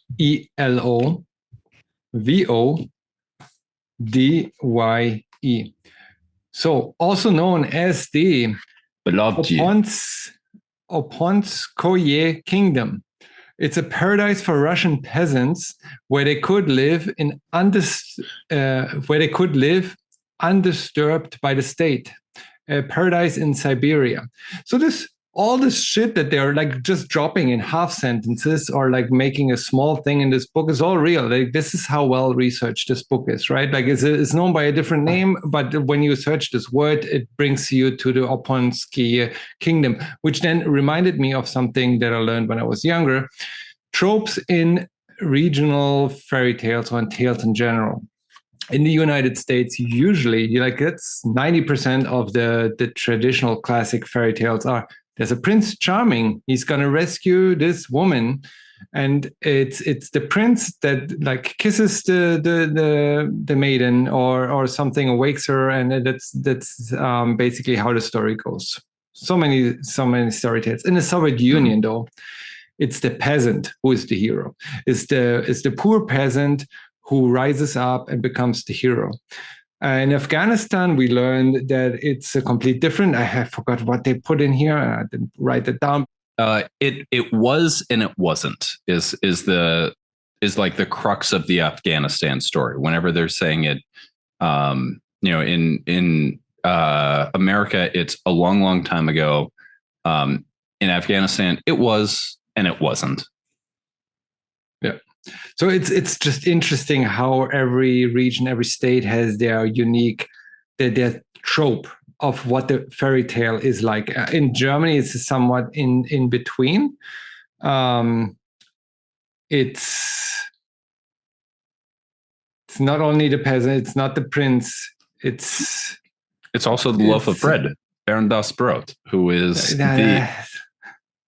It's the adventure. It's the Brothers Grimm. We're going to go back further. Yeah. We're not doing pop culture. And Bernd is the greatest adventurer in German culture. And I will not have you disparage my guy Bernd.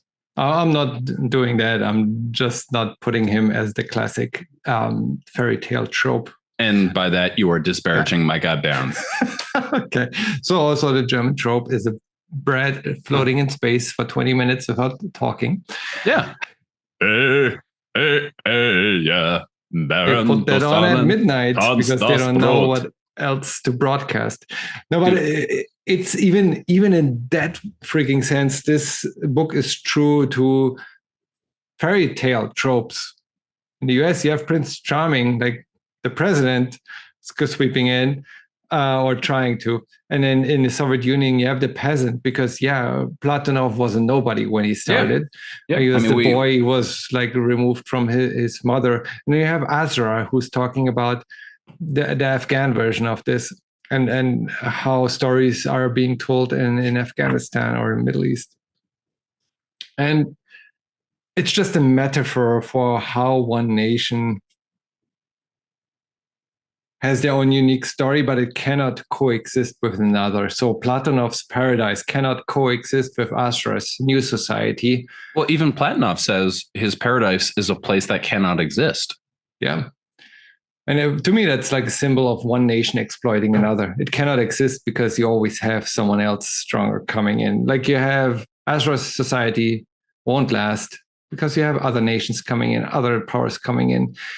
Platonov's paradise cannot exist because he knows either the government comes in or like everything will be destroyed by someone else who's overpowering you. I don't know. That's how I feel about the conflict in general. If we want to bring this back to a little bit higher level, like, why don't let people have their thing? Oh, you're saying why isn't the dark flame just come in and let people act as they want to, unburdened from the higher level of laws? Why can you not leave the Middle East alone? Why can you not leave the society alone? Why even?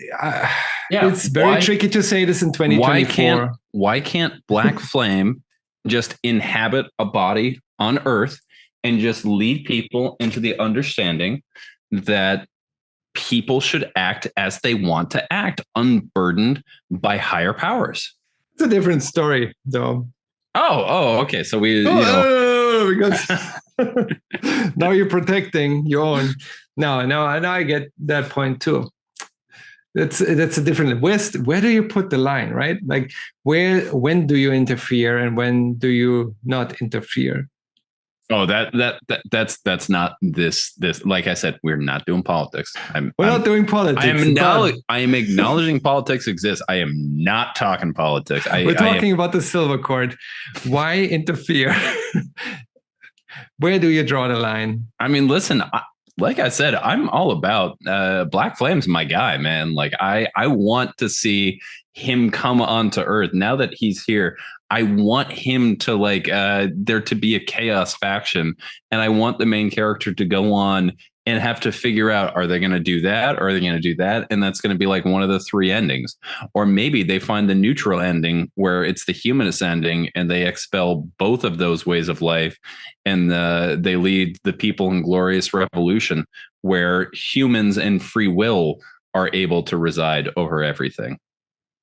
There you go. Couldn't have said that better.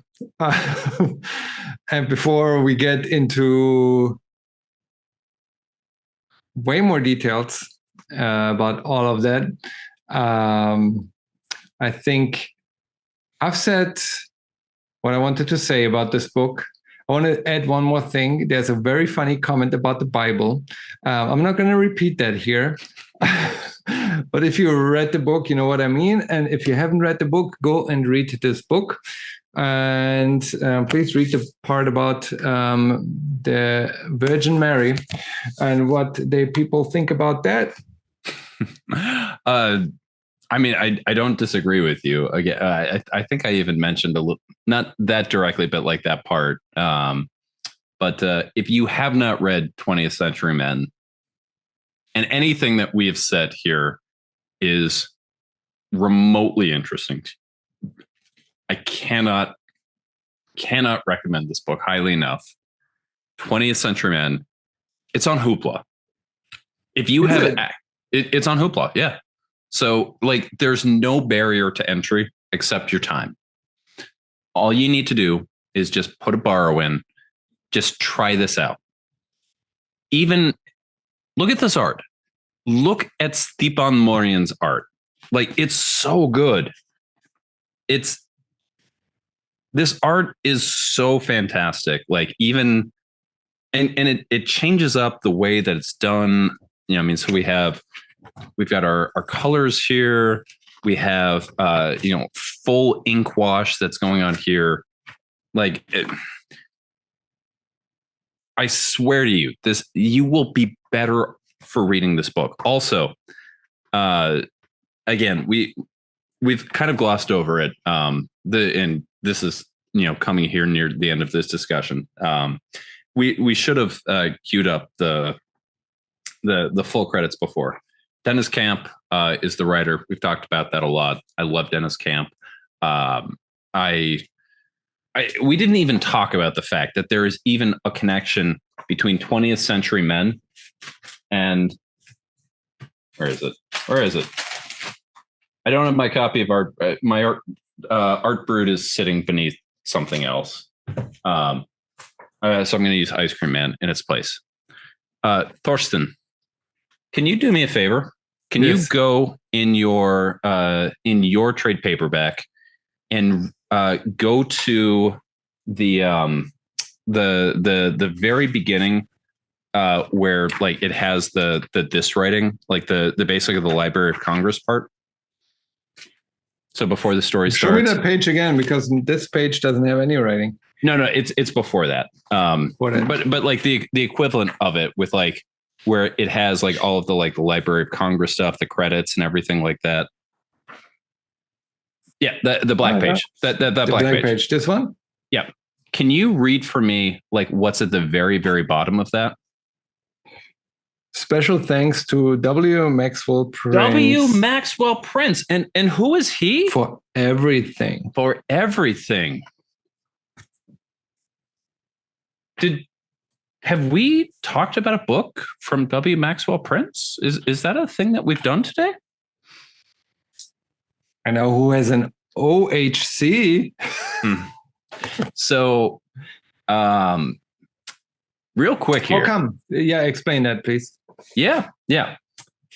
So, Deniz Camp, I talked about, this was sort of his big jump that ends up getting him Children of the Vault, which ends up getting him Ultimates. Previous to this, he had done some pretty small series that really didn't get a whole lot of notice. One of them was a series through Vault called Maxwell's Demons, which is excellent. Highly, highly suggest it, which is a 5-issue anthology about the greatest supervillain in the world. And it's different snapshots of his life and basically how he becomes that. And then he had a series through Scout Comics, which is a publisher near and dear to my heart, but most people ignore, called Agent of World, which is this absolute like gonzo out there concept of like a secret agent who goes and solves like the secret problems of our time, and is honestly a little closer to Art Brut than it is 20th Century Men. But he goes through that and he's not really getting any recognition.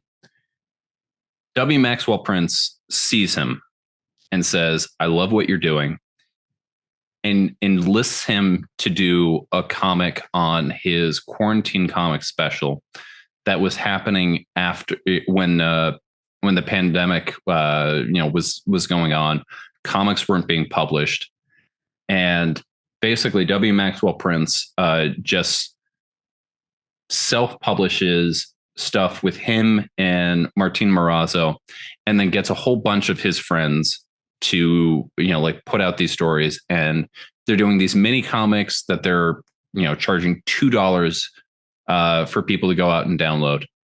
And it's partly Martín Morazzo and W. Maxwell Prince stories, but they're also trying to get new voices into it. And one of those stories is Deniz Camp. And so there's a through line for all of this. We connected 20th Century Men to Silver Cord. We connected 20th Century Men to Art Brut, which again, it's Art Brut is beneath something. I don't know where it is. So the stand-in is going to be Ice Cream Man. But all of these books, you didn't even realize. Ooh, they all connect. They all connect. It's all connected. It's poetic. But yeah, you hadn't seen that, did you? In the trade, that all thanks to W. Maxwell Prince. No, I usually read most of the books, and actually, I do usually read the imprint. But I'm looking for years, and where a book was printed, when it originally was published, what edition it is, and stuff like that. I did not see the special things that's like all the way at the bottom. I knew I was going to get you on that one. Oh yeah. No, if it is one thing, it is refreshing to see all sides perspective, and it's literally all sides perspective on this, to get an angle that usually isn't available in any medium. Like I talked to, I think that was part of one of the last movie clubs, that like some movies about the Russian-US conflict, the Cold War, is lacking the Russian perspective. This one doesn't only have the Russian perspective, it has the Afghan perspective. Like, it has all sides covered. And that's why it's so important to stick through this book until the last chapter, until chapter 6, because chapter 6 or 5 and 6 is where you get the most coverage of how all sides feel about this. Even the U.S. president, if you still want to, if you're only interested in the U.S. perspective, you still have to stick through chapter 6, because you get U.S. president's perspective and how he basically is manipulated or backstabbed by the lobbyist. But it's not even backstab, because it's to his advantage. Because everyone before that is you're looking away. His personal advantage, but not his ideals. He still has ideals. Right. He still wants the war to end. But because before that, he's saying, they're all saying it's not good business to back you, and it's at the point that he's at his lowest personally, where he's saying, "We've failed. I failed." That they say, "Cheer up, old boy. We made a lot of money. You're doing great." That he is at his personal lowest and feeling that failure. And that, I think, is beautiful, because he's the one that before that, he's being seen as like the force of this warmonger. He's seen as the force that's really driving this. Not that obviously, a Soviet occupying force is this peaceful force that, would keep the Afghans completely, they would have these great lives besides. But when that happens, like, that's where you suddenly see like, oh, he's not the designer of this destiny in the way that it seems. Like, it seems like all of this is happening. He's the one who chose to get 6 bill out of it. And that's where we get all of this. That's where the impeachment protocols come from. But no, he's beholden to the money just like anybody else. Beautiful book. Highly recommended. I mean, Bunk, it was your book of the year last year. Mm-hmm. What did you choose as your book of the year for Omar's video? 8 Billion Genies. Oh yeah. That I love that book too. That was on my list as well. I can't remember what spot I had, but I adore that book. I have a tough time for this year, but hey, it's still some time to go. Oh yeah, I don't have a book. It's I September. plan on reading some more. It's the middle of September. I do not have a book of the year chosen. But real quick, speaking of books this year, have you been reading Dennis Camp's The Ultimates yet? I have not. I am not really reading any currently ongoing series. It's like, I hate it, but I don't have the time. Like, it's difficult. I haven't even, I think I've been into Rare Flavors issue 4. I know I've missed, they've all been out now. I should finish the series. But even I can't even keep up with my current favorite writer. So I want to say Rare Flavors is on Hoopla now, isn't it? It might be. I have to wait until my credits become available, because I spent mine on a bunch of. It's the beginning of September. It's September. You should have all your credit. I don't know when they renew. Like, I think August was my first month on Hoopla. So it's the first of every month. Yeah. Okay. Because it's monthly borrows. I am currently. This anyways, not important. Yeah. Number 3 right here. One of my. I'd have to go through it, but this is certainly one of my favorite issues of the year. And it's Dennis Camp, because the issue is partly written in briefings with redacted information, where it rewrites the history of the Hulks in the Ultimate Universe, where basically everyone who becomes a Hulk is because of like Bikini Atoll style nuclear testing. And so a very few become Hulks. You get some natural things that are happening there. And then you get some other very heartbreaking things. But Deniz Camp is absolutely rocking it on this title. So it's not on Hoopla yet, because issue 4 only just came out like 2 or 3 weeks ago. But yeah, when that comes out, that needs to be a borrow. Yeah. Let me know when it's out. I can't keep track of that stuff.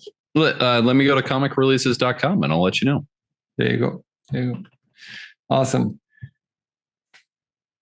That was our review of those books. Unless you have anything to add, Ben.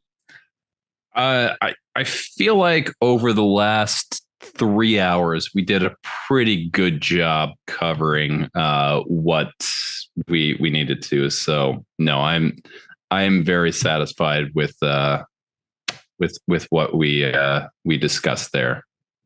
Perfect. Thank you for joining me today. This was Literature and Pictures. Subscribe to the channel, like this video, and stay tuned for more content like this. Thank you. Thank you, Ben. Thank you, everyone who's still here. See you next time. See ya. Go Warriors. Go Celts.